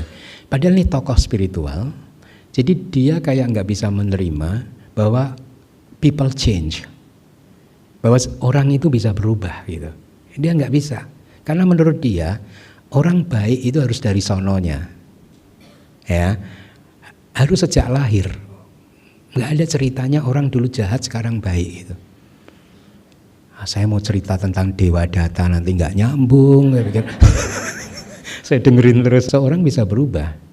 Dari yang jahat ke baik bisa, dari yang jahat ke sangat jahat, lebih jahat bisa, dari orang yang baik berubah jadi jahat juga bisa kan? People berubah, orang berubah gitu ya.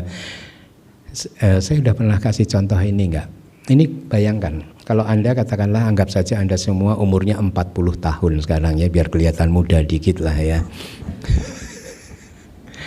Terus di depan Anda enggak. Kemudian umur lebih dari 1 tahun ketika Anda sudah bisa berjalan, terus umur foto 2 tahun, 3 tahun, 4 tahun sampai umur 40 tahun gitu. Ya. Anda akan merasa bahwa oh iya ya, manusia berubah ya. Benar. Dulu bayi, sekarang gede, umur 40 tahun gitu. Tapi kalau saya tanya, saya datang, ini foto yang baru lahir ini siapa? Anda akan bilang gimana? Hah? Anda akan jawab apa? Oh itu foto saya. Nah ini yang umur yang masih merangkak ini siapa? Itu juga saya Bante. Terus yang udah jalan ini mulai belajar jalan siapa? Saya Bante. Yang 2 tahun, 3 tahun, 4 tahun, 5 tahun sampai 40 siapa? Itu saya Bante.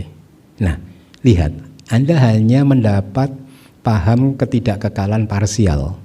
Fisik Anda berubah tapi saya Anda enggak berubah. Paham? Padahal saya juga berubah harusnya. Ya, harusnya Anda jawabnya itu saya waktu baru lahir Bante. Nah yang ini, oh ini saya umur 2 tahun yang baru lahir udah mati Bante. Ini saya yang umur 2 tahun. Nah, yang umur 5 tahun ya itu saya, dan bisa menjadi kondisi untuk membuat Anda mencapai magga pala dan nibbana. Terima Terima kasih. Sadu. Terima kasih Seado atas Dhamma Desana yang telah disampaikan kepada kami hari ini. Semoga kami semua mendapatkan manfaat terbaik dari pendengaran Dhamma hari ini. Bagi kalian Amita yang menginginkan slide kelas PS dapat mengunduhnya di website DBS di www.dhamawihari.or.id. Selanjutnya kita akan memasuki sesi tanya jawab. Izinkan kami membacakan tata tertib sesi tanya jawab. Bagi kalian Amita yang bergabung di Dhammasala, silahkan mengacungkan tangan untuk bertanya atau klik tombol raise hand bagi kalian Amita yang bergabung lewat Zoom meeting. Harap penanya menyebutkan nama dan domisili. Harap penanya mengajukan satu pertanyaan secara singkat dan jelas mengenai topik hari ini. Dan dikarenakan adanya keterbatasan waktu, bisa jadi tidak semua penanya mendapatkan kesempatan untuk bertanya. Baik kalian Amita, kesempatan bertanya pertama akan diberikan ke kalian Amita yang berada di ruang Dhammasala. Kepada ibu yang berbaju merah terlebih dahulu. Mohon disebutkan nama dan domisilinya, terima kasih. Selamat pagi Bante, Wadami, Anumodana atas kesempatannya. Nama saya Feni dari Ciputat. Bante, saya mau tanya ini kan masih masalah Sakaya Diti ya. Di minggu-minggu sebelumnya kan Bante juga ada bilang kalau misalnya orang meninggal itu kan sebenarnya kan jiwit indria dan jiwit rupanya kan putus kan kayak berhamburan gitu. Jadi sebetulnya kan nggak ada inti yang agak kencang dikit Bu. Pagi Bante, nama saya Feni dari Ciputat, Wadami, Anumodana atas kesempatannya. Bante, saya mau bertanya, ini kan kita masih membahas kayak Sakaya Diti ya, bahwa tidak ada yang kekal. Nah di minggu-minggu sebelumnya tuh saya pernah dengar rekaman Bante kan, kalau misalnya seseorang meninggal itu kan jiwit indria dan jiwit rupanya kan kayak putus dan berhamburan gitu, karena kan nggak ada inti yang kekal. Nah terus pertanyaan saya kalau kita balik ke cerita kayak Mogalana cari ibunya gitu, terus misalnya orang tua kita meninggal terus kita harus pelimpahan jasa, terus kayak cerita yang istri muda istri tua yang berbagai kehidupan yang bales-balesan gitu loh Bante, kan sebetulnya jadi kayak sepertinya kayak ada inti yang kekal ya, maksudnya kayak seakan-akan tuh kayak contoh kayak Raja Bimbisara misalnya yang jadi punya keluarga dari kehidupan yang lampau-lampau yang nggak dilimpahkan jasa terus dicari gitu loh Bante. Nah bagaimana menyelaraskan antara Sakaya Diti ini yang tanpa inti kekal dengan yang dengan pelimpahan jasa dan keluarga-keluarga yang kita tinggalkan itu kan sepertinya seakan-akan kan ada hubungan ya Bante, maksudnya gitu. Terima kasih Bante Anumodana. Iya Bu, makanya di dalam Abhidhamma, tapi kembali lagi ini mungkin satu poin ini yang ingin saya tekankan dulu. Makanya kitab suci kita itu Tripitaka gitu, 3 keranjang. Dan seharusnya itu harus memang dipelajari semuanya gitu ya. Karena di dalam Winaya Pitaka, Buddha itu mengajarkan tentang otoritasnya untuk menentukan peraturan-peraturan pelatihan bagi para pabajita. Kemudian di Sutta Pitaka, Buddha mengajarkan dhammanya itu dengan menggunakan bahasa-bahasa yang bersifat konvensional, Bu. Ya, bahasa konvensional. Nah, kalau kita memang hanya mempelajari Sutta Pitaka, tidak mempelajari Abhidhamma, maka kita secara nalar gitu ya, secara teori kita akan bingung untuk memahami anicca, dukkha dan anatta. Makanya kemudian akhirnya ada pertanyaan dari ibu yang seperti itu, bahwa lalu gimana itu ketika melakukan pelimpahan jasa dan lain sebagainya, kan seolah-olah itu ada entitas yang solid yang nggak berubah, ada si ataknya gitu ya, seolah-olah ya. Jadi begini Bu, kembali lagi, itulah mengapa memang walaupun saya tahu ini dorongan saya ini akan membuat sebagian besar umat Buddha takut ya, atau malah mungkin jadi sebel sama saya, kenapa sih harus belajar Abhidhamma, karena memang Abhidhamma sulit tetapi manfaatnya besar. Memberi garansi siapapun yang belajar Abhidhamma bisa lulus sampai bab 5, saya garansi pasti pandangannya berubah menjadi makin positif. Dan sampai hari ini nggak ada yang klaim loh, artinya kan garansi saya itu kalau nggak berubah klaim uang kembali. Tapi nggak ada yang klaim gitu. Mereka mengatakan kepada saya bahwa pandangan mereka berubah jadi positif gitu. Jadi pertanyaan Anda itu sebenarnya maaf ya Bu, maaf ya. Bagi mereka yang paham Abhidhamma bisa menjawabnya juga gitu. Karena mereka udah bisa mempelajari pikiran itu Bu, yang di breakdown sampai ke momen-momen yang terkecilnya. Yang sering saya katakan bahwa fenomena mental itu, ini kata-kata Buddha sih, fenomena mental itu dalam satu jentikan jari itu muncul dan lenyap sebanyak 1 triliun kali. Nah, yang belajar Abhidhamma paham itu, ya. Kemudian fenomena material itu 17 kali lebih lambat dari fenomena mental, begitu mereka paham, ya. Jadi artinya tadi yang apa tadi? Istri sah dan istri ini ya yang berantem terus tadi ya Bu ya, atau Raja Bimbisara yang dulunya begini begitu, atau Moggallana yang dulu disiksa, dulu melakukan karma buruk lalu terhadap orang tuanya ya kayaknya, atau mertuanya, orang tuanya ya. Kemudian sekarang yang terakhir terlahir sebagai Yang Mulia Maha Moggallana gitu. Itu sebenarnya adalah individu yang berbeda Bu. Semuanya pasti individu yang berbeda, karena seperti yang tadi sering sudah beberapa kali saya katakan, bahwa kita ini sebenarnya usia kita, umur kita itu hanya 1/1 triliun detik saja. Habis itu kita udah hilang, meninggal gitu. Jadi setiap momen kita adalah manusia yang baru, tetapi ya fenomena yang tadi Ibu katakan berhamburan tadi, fenomena kesadaran tadi yang berhamburan ketika seseorang meninggal dunia, dia berhamburan ke angkasa begitu, dan dia akan mencari kelahiran kembalinya lagi begitu. Itu membawa semua potensi buah karma dan membawa semua kecenderungan dari si orang tersebut. Ya, jadi begini Bu maksudnya. Kalau si A, katakanlah si A atau kita ini saat ini hidup sebagai manusia, kan katanya tadi setiap momen kita individu yang baru ya. Lalu setelah meninggal dunia bagaimana? Setelah meninggal dunia kita juga lahir lagi sebagai individu yang baru, tetapi semua potensi dari perbuatan atau karma-karma kita dari awal samsara sampai yang terakhir itu terbawa terus potensi untuk menghasilkan buah. Begitu. Nah, potensinya di mana? Kalau di kitab Milinda Panha itu ditanya, ya enggak di mana-mana, ya di kesadaran. Juta tahun yang lalu, 1 miliar tahun yang lalu, potensinya akan terus ada. Ya, makanya untuk mudahnya biasanya di kitab Milinda Panha itu diberi contoh begini. Bu, bayangkan kalau di depan Ibu ada pohon mangga, ya. Pohon mangganya itu belum ada buahnya Bu, tapi sudah gede banget pohon mangganya gitu, ya nggak ada buahnya. Tapi tiba-tiba besok ketika Ibu bangun pagi, ke depan ke pekarangan Ibu melihat pohon mangganya sudah mulai berbuah. Ibu akan berpikir, loh kemarin nggak ada buahnya, kok sekarang ada buahnya. Ya. Lalu muncul pertanyaan, berarti buahnya kemarin disimpan di mana gitu. Ya, jadi ketika pohon mangga menghasilkan buah mangganya ini sebenarnya sebelum muncul disimpannya di mana? Apakah disimpan di akar pohon? Tidak. Di batang pohon? Tidak. Di daun? Tidak. Di dahan? Tidak. Di ranting? Tidak. Di mana-mana? Tidak. Tetapi ketika musimnya tiba, buahnya muncul. Sama. Karma juga tidak disimpan di mana-mana. Tetapi ketika musimnya tiba, buah karmanya muncul. Kira-kira begitu penjelasan sederhananya begitu Bu. Nah jadi ya memang setiap momen kita individu yang baru, tetapi kita menanggung potensi-potensi munculnya buah karma tadi dari kehidupan-kehidupan lampau. Ya, makasih Bante. Paham ya, karmanya Bu? Yang ikut dia terus ya?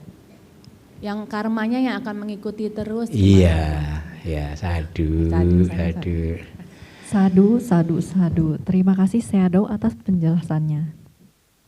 Selanjutnya telah bergabung bersama kita Ibu Nerisa dari DBS Surabaya. Silahkan untuk tim multimedia memunculkannya pada layar.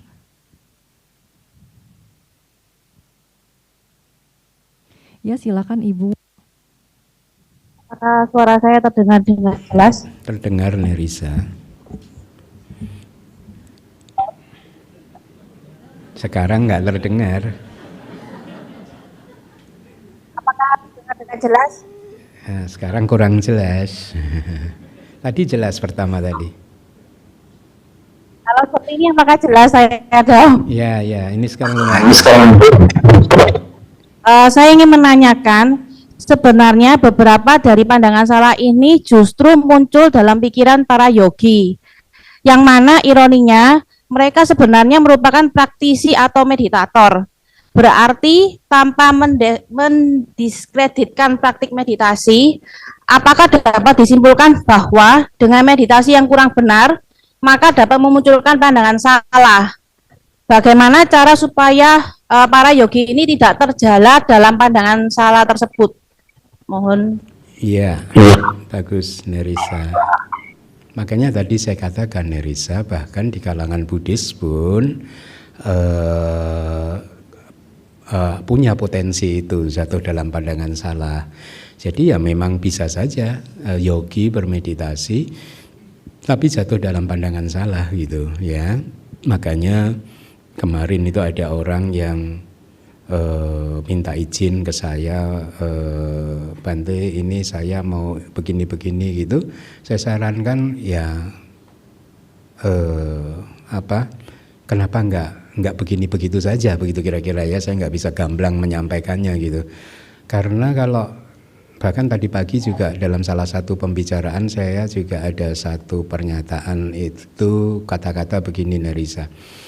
Ketika kita mau ke dokter aja, nggak tahu kalau Anda ya, tapi tadi terkonfirmasi sama sih. Kalau kita mau ke dokter aja, kita pertama terlebih dahulu mencek CV-nya kan. Iya nggak? Ya kan? Kan Anda nggak pergi ke sembarang dokter kan? Anda cek dulu CV-nya kan? Kalau Anda mau cari pegawai juga Anda cek CV-nya, apapun itu. Cari apapun ya Anda akan melihat CV-nya gitu. Kenapa kalau Anda mencari guru spiritual Anda nggak mencek CV-nya gitu? Memang ini kata-kata ini kadang bisa diinterpretasikan negatif, tetapi ini kan saya muncul dari pemikiran saya untuk agar seseorang itu bisa terhindar dari pandangan-pandangan salahnya begitu ya. Nah, karena memang saya juga sudah banyak melihat sih di sana sini bahwa banyak pandangan salah. Makanya kemarin Nerissa kalau masih ingat waktu acara di Surabaya, fenomena yang terjadi di Myanmar yang akan saya ceritakan ini kalau tidak hati-hati juga bisa terjadi di Indonesia gitu ya. Kalau Anda nggak hati-hati gitu. Apa itu fenomena yang terjadi di Myanmar? Pada satu masa di Myanmar itu guru-gurunya itu terbelah menjadi dua kelompok. Yang kemudian saya sebut begini. Dua kelompok ini adalah, satu kelompok adalah guru-guru yang mengajarkan ajarannya sama Sambuddha. Kelompok yang kedua adalah guru-guru yang mengajarkan ajarannya Putujana. Siapa itu guru-guru yang mengajarkan ajarannya sama Sambuddha?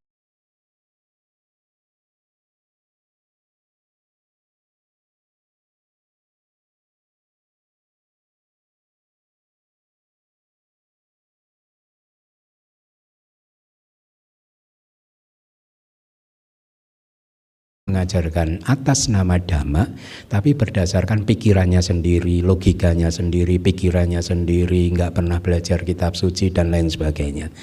Bahkan di Myanmar pada satu masa terbelah menjadi itu, tetapi untungnya kemarin sebelum saya menyampaikan di Surabaya kan saya juga katakan saya sudah mereconfirm dengan Pak Kadek dan Pak Kadek mengiyakan begitu kan. Jadi untungnya itu sangga di Myanmar itu bertindak sigap sehingga secara pelan-pelan guru-guru yang mengajarkan ajarannya Putujana itu habis, nggak ada. Ya, jadi sekarang di Myanmar itu semua penceramah Dhamma itu mengajarkan ajarannya sama Sambuddha gitu ya. Nah, jadi kalau tidak hati-hati Nerissa juga akan bisa jatuh ikut dalam ajarannya Putujana Nerissa. Nah, kalau Nerissa atau siapapun yogi itu ikut dalam ajarannya Putujana, tahu ya Putujana itu adalah orang yang arti dari Putujana, Putu itu banyak, jana itu makhluk, artinya makhluk yang banyak memunculkan kotoran batin atau makhluk kebanyakan. Ya, kebanyakan orang itu adalah orang-orang yang tidak tercerahkan begitu. Itu arti Putujana. Nah, kalau siapapun yang mengikuti ajarannya Putu Jana, ya tidak mengherankan kalau dia masih jatuh dalam pandangan salah, Nerissa, ya, karena si Putu Jana pun masih jatuh dalam pandangan yang salah, begitu. Nah, lalu bagaimana? Itu tadi pertanyaannya Nerissa, apa yang harus dilakukan? Ya, kalau sedang mempelajari pariyati, pastikan ya Anda belajar kitab suci, cek CV dari guru Anda, Nerissa, ya, cek CV-nya, dicek, ya. Kemudian kalau meditasi pun juga Anda cek CV-nya gitu, ya. Dulunya dia pernah belajar di mana begitu, dan apa yang dia ajarkan itu apakah sesuai dengan kitab suci atau tidak, begitu, ya. Nah, jadi itu satu-satunya salah satu mengikuti ajarannya Putu Jana atau sedang mengikuti ajarannya sama Sam Buddha. Mudah-mudahan jelas ya, Nerissa. Sadu. Terima kasih Sayadaw atas penjelasannya. Sayadaw saat ini menunjukkan baik. Maaf Sayadaw.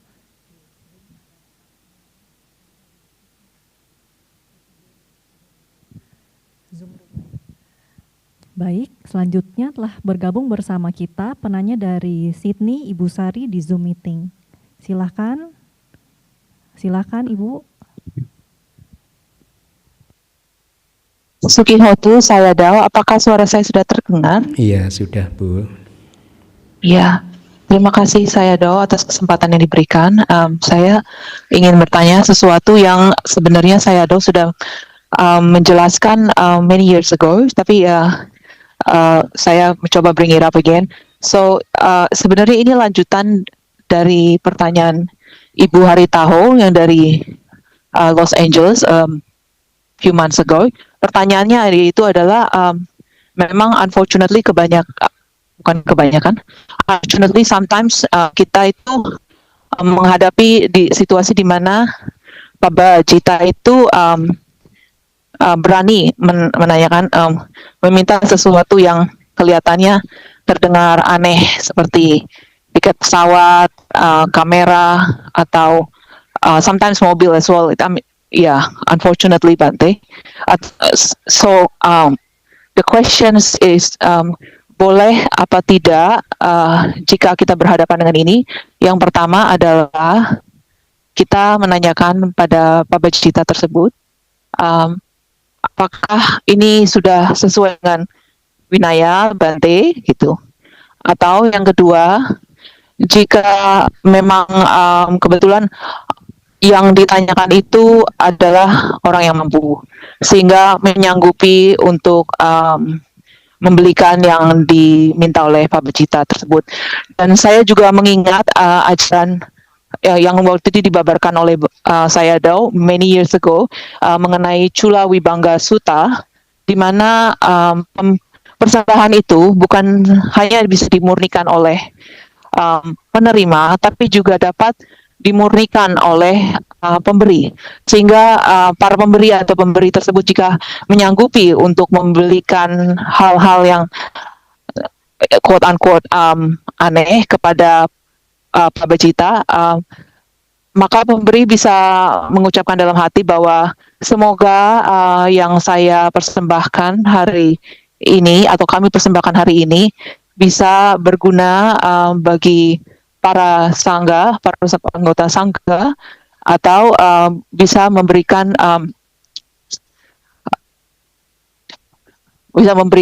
suatu kondisi atau mengkondisikan kita untuk mencapai maga dan pala. Begitu saja Sayadaw. Terima kasih banyak. Baik Ibu Sari, ya saya bisa merasakan ya sulitnya Anda dan mungkin beberapa upasaka-upasika di sana menghadapi hal seperti ini. Ya, secara pertama yang ingin saya sampaikan bahwa Kalau ibu menanyakan atau siapapun menanyakan apakah ini sudah sesuai winaya Bante gitu, ya itu tidak salah sih, boleh saja ya.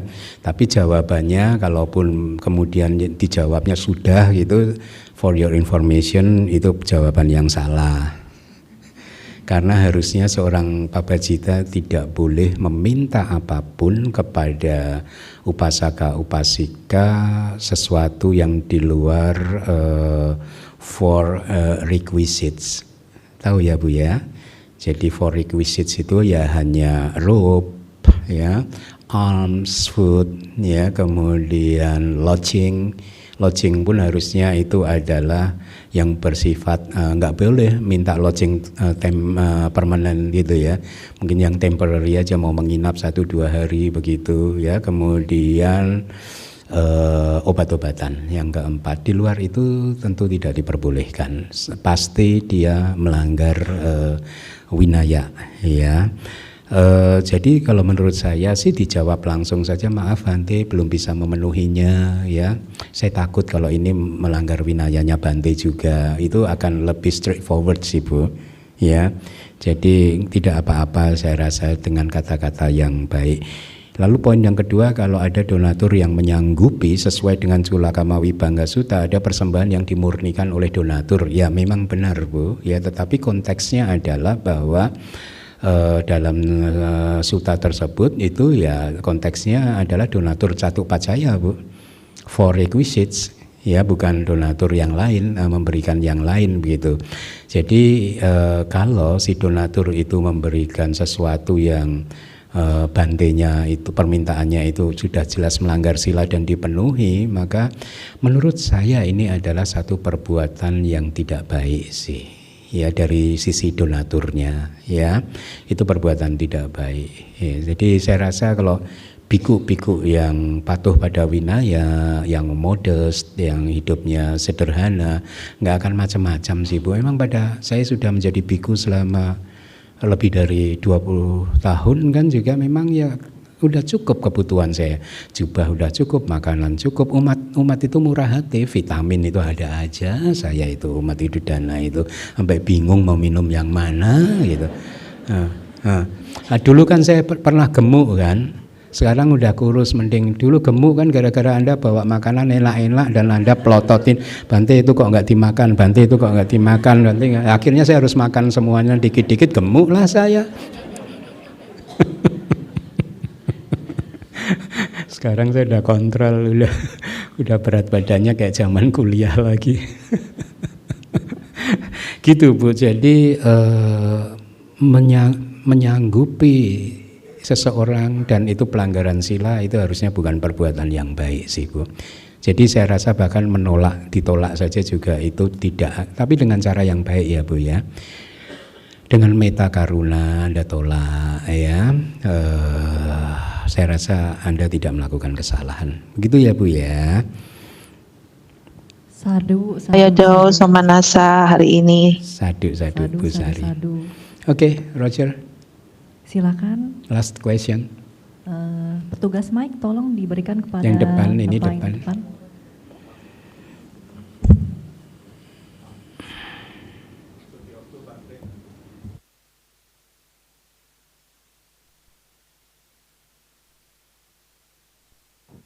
Tes. Sukyoto Bante, Roger dari Jakarta. Jadi perihal yang kekekalan ini saya sering merenung. Semua yang tidak kekal, yang semua hal yang itu kan terafiliasi dengan waktu gitu ya. Jadi apapun yang punya tunduk terhadap waktu itu pasti akan berubah, gak akan bisa kekal, kayak gitu. Apapun lah, jadi kepikiran itu ya sesuatu terkondisi karena ada waktu itu, kayak gitu. Ini juga berlaku untuk semua alam kehidupan, ya. Nah, jadi ini satu rangkaian pertanyaan si Bante. 31 alam kehidupan itu, bumi kita tahu di kitab suci itu kan dibilang ada hancur, ada muncul lagi gitu loh. Ada hancur, ada muncul lagi. Apakah ini berlaku untuk semua alam kayak gitu ya? Dan dalam tumimbal akhir ini ya selain 31 alam kita tahu ada nibbana juga kayak gitu. Nah, nibbana ini mungkin saya bisa salah ya. Ini kan tidak terkondisikan apapun kayak gitu ya. Dan tidak ada ya tanda kutip pemikiran saya adalah tidak ada waktu di situ. Itu adalah kondisi nibbana kayak gitu loh. Dan ini sempat saya terpikir ya, maksudnya di dunia ilmu pengetahuan itu ada namanya di atas yang 3 dimensi. Masuk ke 4 dimensi yang memang sesuai dengan Sang Buddha bilang juga kayak gitu loh. Ada hal di luar itu yang kalau kita pikirkan terlalu jauh, kita akan gila kayak gitu loh.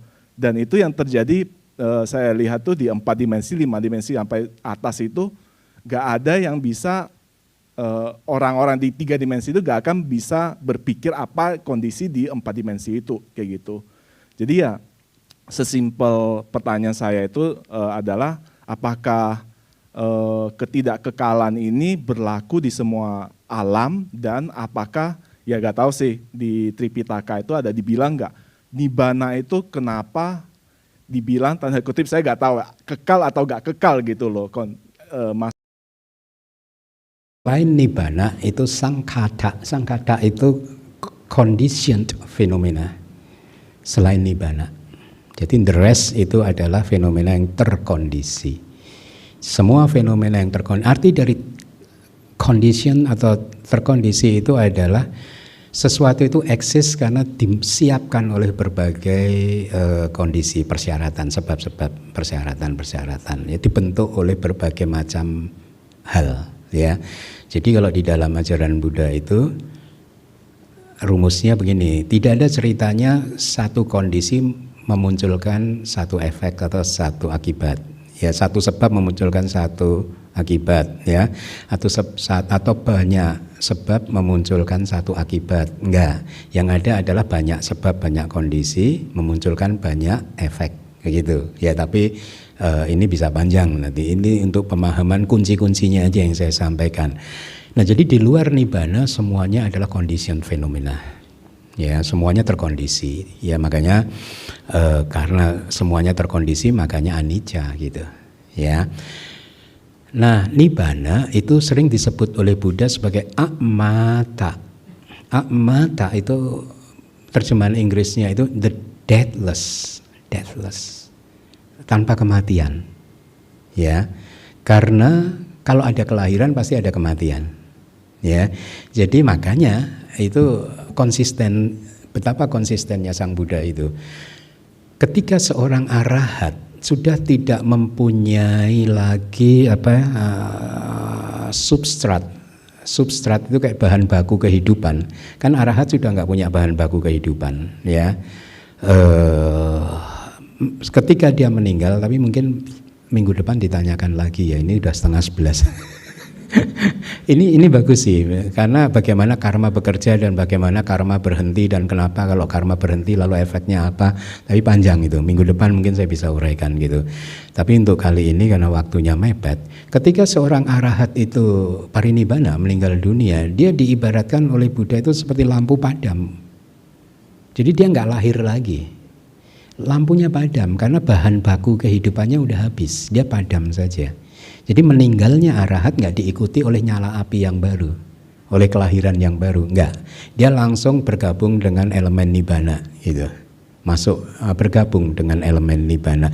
Nah, elemen nibbana itu dideskripsikan sebagai the deathless, tanpa kematian. Yang sering saya kemudian terjemahkan menjadi keabadian. Dulu saya cocok dengan keabadian, tapi belakangan saya juga ini antara tetap stick pada term palinya atau keabadian, tanpa kematian atau keabadian, karena banyak aliran-aliran spiritual kebatinan yang dulu saya tekuni itu semua mencari keabadian. Makanya saya pakai itu, ini loh keabadian tuh nibbana itu, kira-kira gitu. Nah, jadi di nibbana itu karena tanpa kelahiran, nggak ada kelahiran, maka nggak ada kematian, gitu. Dia memang di luar waktu. Kalau di dalam penjelasan Buddha ya dia di luar waktu, dia nggak terikat pada waktu, begitu, ya. Nah, tetapi lalu bagaimana sih sebenarnya yang acinteya tadi Anda benar Roger, bahwa Acinteya itu one should not think about it, ponder it, nggak usah dipikir-pikir, direnungkan, bisa gila kalau direnungkan. Lalu bagaimana? Latihlah meditasi, Roger. Ya, berlatihlah meditasi. Ketika meditasi kamu berkembang, kamu akan mulai mengapresiasi pernyataan-pernyataan Buddha. Wow, iya ya, wah iya ya, gitu. Ya, kalau nggak meditasi susah sih. Makanya kan dari aliran di luar Buddhism selalu kan saya pernah sering mendengar itu begini, aliran di luar Buddhism. Kalau emang kehidupan lampau itu ada, buktikan. Mana buktinya baru saya percaya gitu. Lah, kamu mau bukti tapi nggak mau meditasi, susah dong. Karena buktinya itu personal. Ya kamu harus meditasi. Makanya saran saya berlatihlah meditasi, Roger. And then you will appreciate the Buddha's teaching more. Ya, minggu depan dilanjutkan ya. Sadu. Terima kasih Sayadaw atas penjelasannya.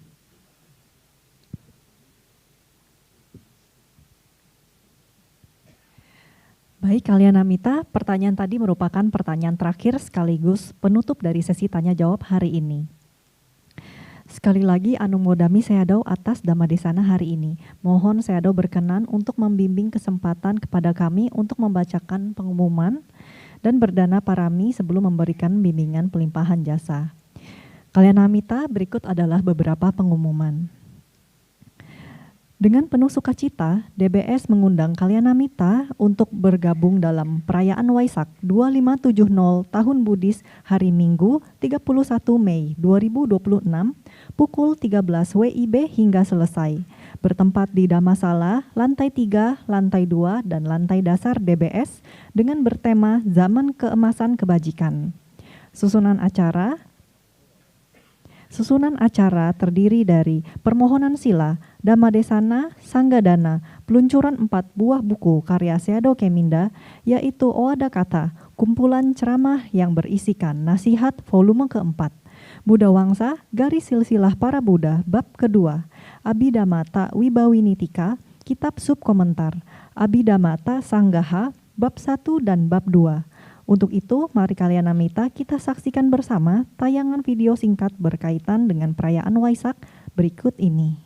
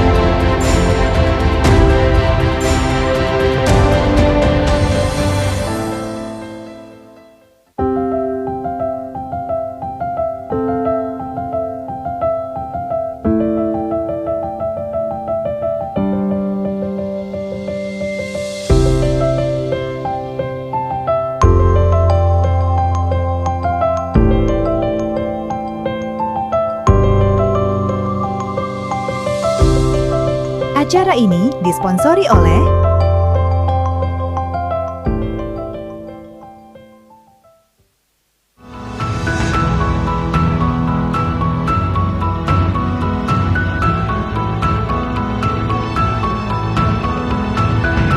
Kiat Anandaku Integrated Coaching Solution.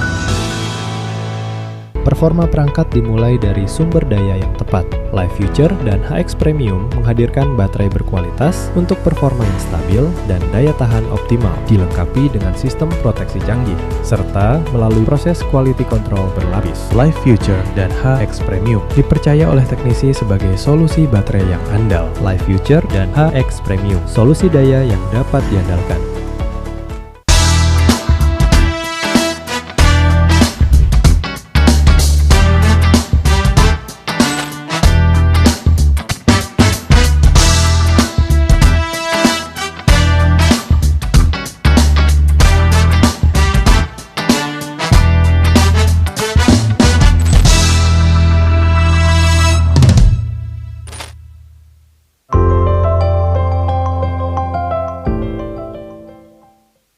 TK Gata Sinergi Kabel menghadirkan dua lini brand utama, Netkabel dan Konergi, diproduksi dengan standar kualitas tinggi, didukung teknologi modern, dan proses kontrol yang ketat. Telah tersertifikasi ISO, memenuhi standar SNI, dan mendukung program TKDN. Netkabel dan Konergi, solusi kabel yang dapat diandalkan. Rating Google itu nggak bohong, bukan kata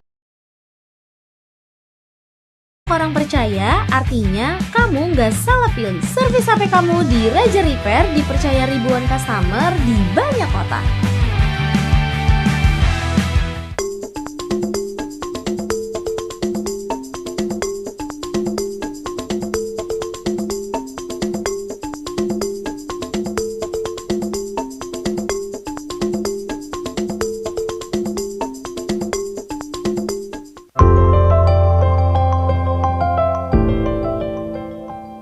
Infinity Logistics, solusi terpercaya untuk kebutuhan pengiriman Anda.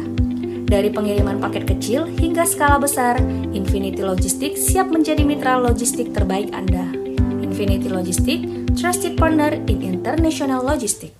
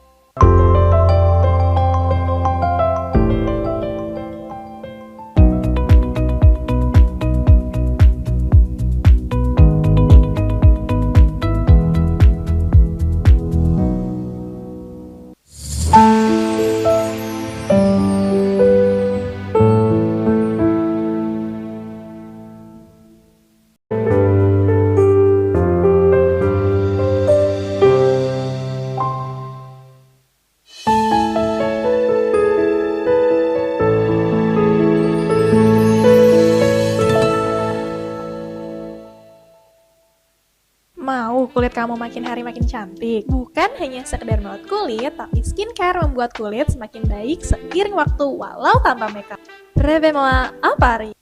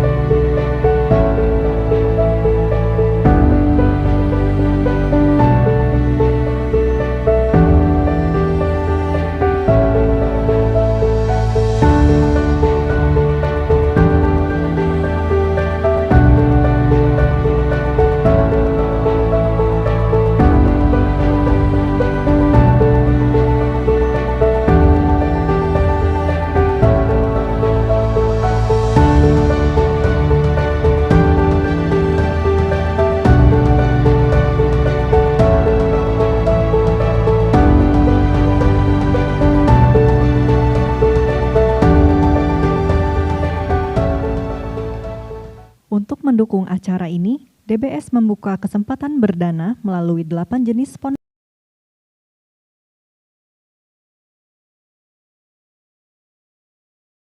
2026. Kami juga membuka kesempatan berdana melalui Sangga Dana dengan besaran nominal yang tertera pada layar, dana paket permata, dana paket mulia, dana paket jubah dan patah, hingga dana sukarela yang tidak ditentukan nominalnya. Batas akhir dana diharapkan hingga 24 Mei 2026. Namun Kalyana Mita masih memiliki kesempatan berdana hingga hari H perayaan Waisak di DBS dan dapat ditransfer ke BCA Yayasan Damawi Hari 6275191918 dengan kode transfer 88 di akhir nominal dana Anda. Dan untuk berpartisipasi dana, Kalyana Mita dapat menghubungi tim Galang Dana Waisak DBS dengan Saudara Budiman dan Saudari Fili dengan cara scan barcode WhatsApp pada poster yang tertera pada layar saat ini. Juga saat ini terdapat meja informasi mengenai dana Waisak di lantai dasar dan lantai 3 DBS. Untuk menghitung kapasitas umat yang akan hadir pada hari H, kami menghimbau bagi Kalyana Mita untuk mendaftarkan kehadiran Anda pada perayaan Waisak dengan cara scan QR Code, registrasi pada layar, atau menghubungi tim penerima pendaftaran yaitu Saudara Budiman atau Saudari Fili. Selanjutnya, mari kita melakukan satu lagi kebajikan yaitu dana parami. Anda dapat berdana dengan memindai QR Code yang tertera pada layar atau menggunakan kartu yang dibagikan tim Wewaca atau melalui kantong dana yang diedarkan atau dengan cara transfer ke rekening BCA Yayasan Damawi Hari 6275191918 dengan kode 01 di akhir nominal dana Anda. Untuk itu, pemahaman yang benar tentang berdana dan dengan penuh sukacita, mari kita menghadirkan sada keyakinan yang kuat kepada Buddha, Dhamma, dan Sangga, serta pada kama dan buahnya, baik sebelum, saat, maupun setelah kita melaksanakan kebajikan dana parami.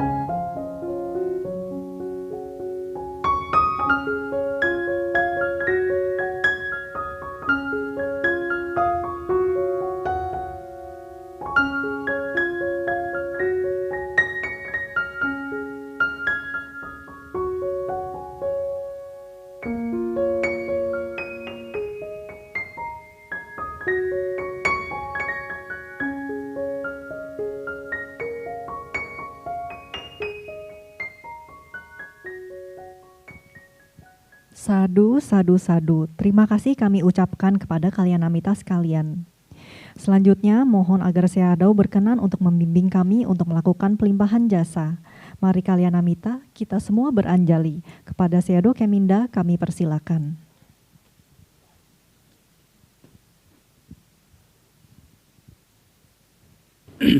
Ikuti saya. Idang me punya asawa kaya wahang hotu idang me punya nibbana nasa pacayo hotu mama punya bagang sapa satana pajemi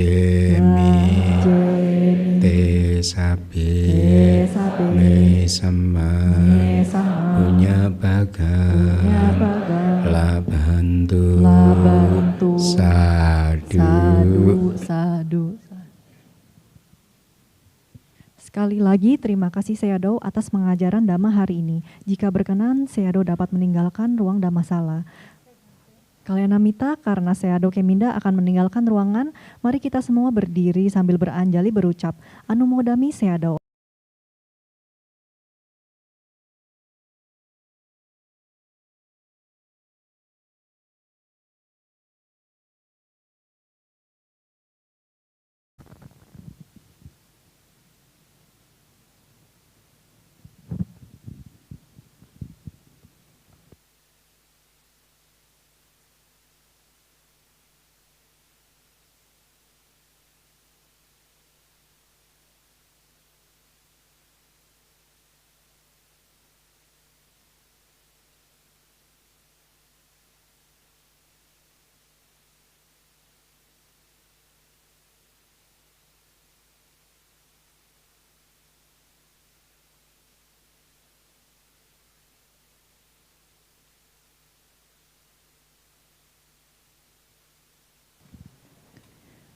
Demikian kelas PS hari ini. Tim DBS akan selalu membroadcast informasi dan kegiatan DBS melalui WhatsApp Community, Buddha Sasana Nugaha, juga sosial media lainnya.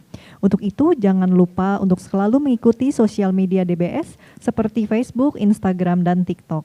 Terima kasih atas dukungan para donatur hingga kelas PS dapat berjalan dengan lancar.